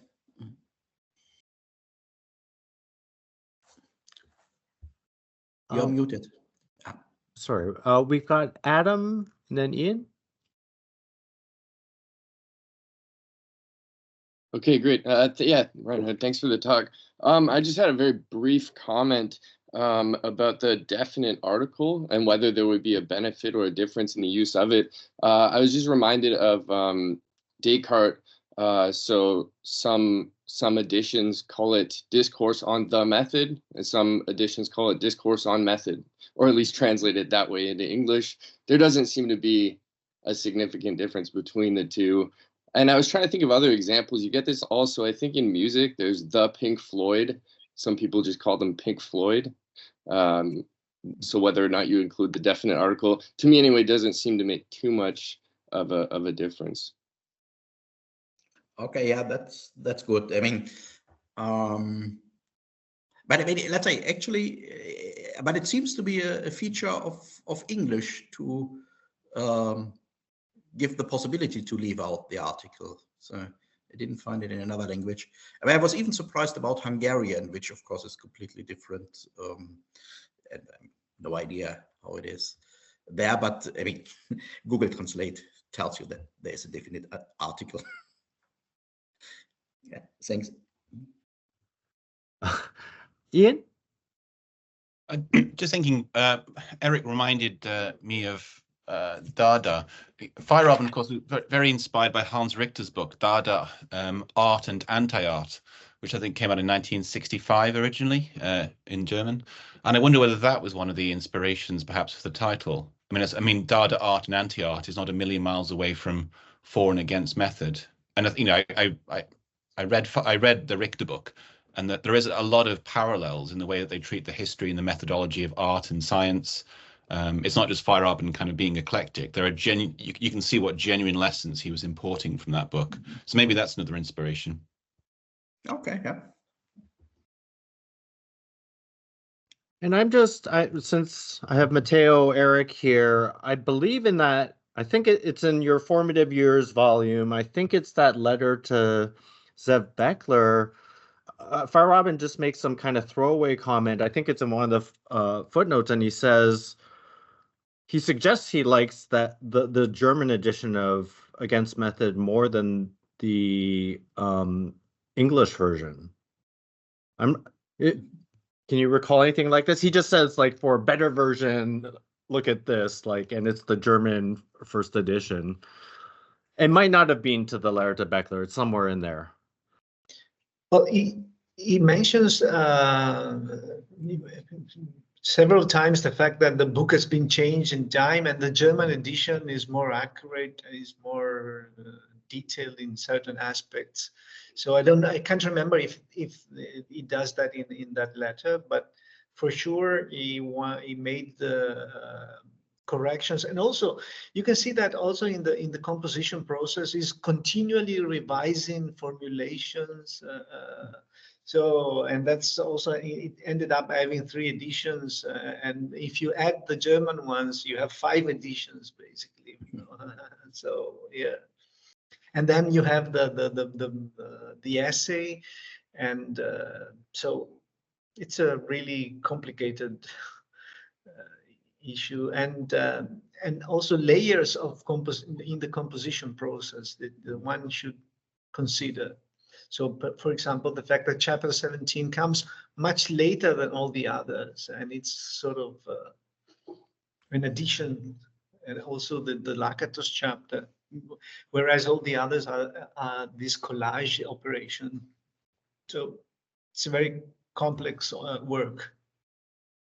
Can I just add that some of the stuff is really like very significant small changes, like in one of the German editions, he says something about Kuhn and how he reconciled that he doesn't say in any of the English editions. Or Hoenigen-Huene loves to emphasize a few things he says about Kuhn in some of the German versions, but only like in one place, but never again. So sometimes, I don't know how much to read into these things, but sometimes the differences are more significant than just repackaging. Sometimes he's really trying to make a point with the change. One should also consider, if I may jump in, the German versions of some of the papers written originally in English and published in the collections of papers, not the English collections, philosophical papers, but the German collections. The German collections have appendixes that are missing in the English edition, and some of them are substantial. For example, on Kuhn, Consolation for the Specialist has I don't know, 30 or 40 pages of appendix that are missing in the English edition. And then you have also the something that he wrote, kind of a 1978 appendix, are called in German, in which it tells the story of how the essay was conceived in the first place. So yeah, one should really pay attention to all these details and letters, and so it's complicated. But actually, I mean, from the letters, very often one can learn a lot, because it's the basis. But Matteo, you said at the beginning that Lakatos agreed to comment on certain parts of the book. I mean, do we have the comments? No, that's the strange aspect, that even if in the end he agreed to write a 50-page appendix, postscript, I think it's the word that they use in the correspondence, he never did that. But one of the reasons why he never did that is that he was waiting for the final version of Feyerabend's paper, and this brought him to the end, basically. So the different versions that Feyerabend gives us of the origin of the book are not false in the strict sense of the term. They emphasize different aspects of the circumstances that brought about the book. So they are not false, strictly speaking. But of course, emphasis changes, and the impression they give is very different. But we don't have, to answer your questions, as far as I know, there is no manuscript or typescript of this postscript or appendix or whatever it is. Can I ask Matteo a question? In your talk, did you say that anarchism, the first label, was given to him by students' review? Yeah. Yeah. Okay, so even anarchism came from outside. So even anarchism came from outside, and then I think that's an important point that you made. I wanted to emphasize that. That's one. It came from outside. Lakatos liked it and emphasized it, and then Feyerabend picked the label, and yeah. But it's, all right. Well, we should definitely end. We should thank Reinhard. We should thank all the speakers for wonderful talks today. And one more day tomorrow, and yeah.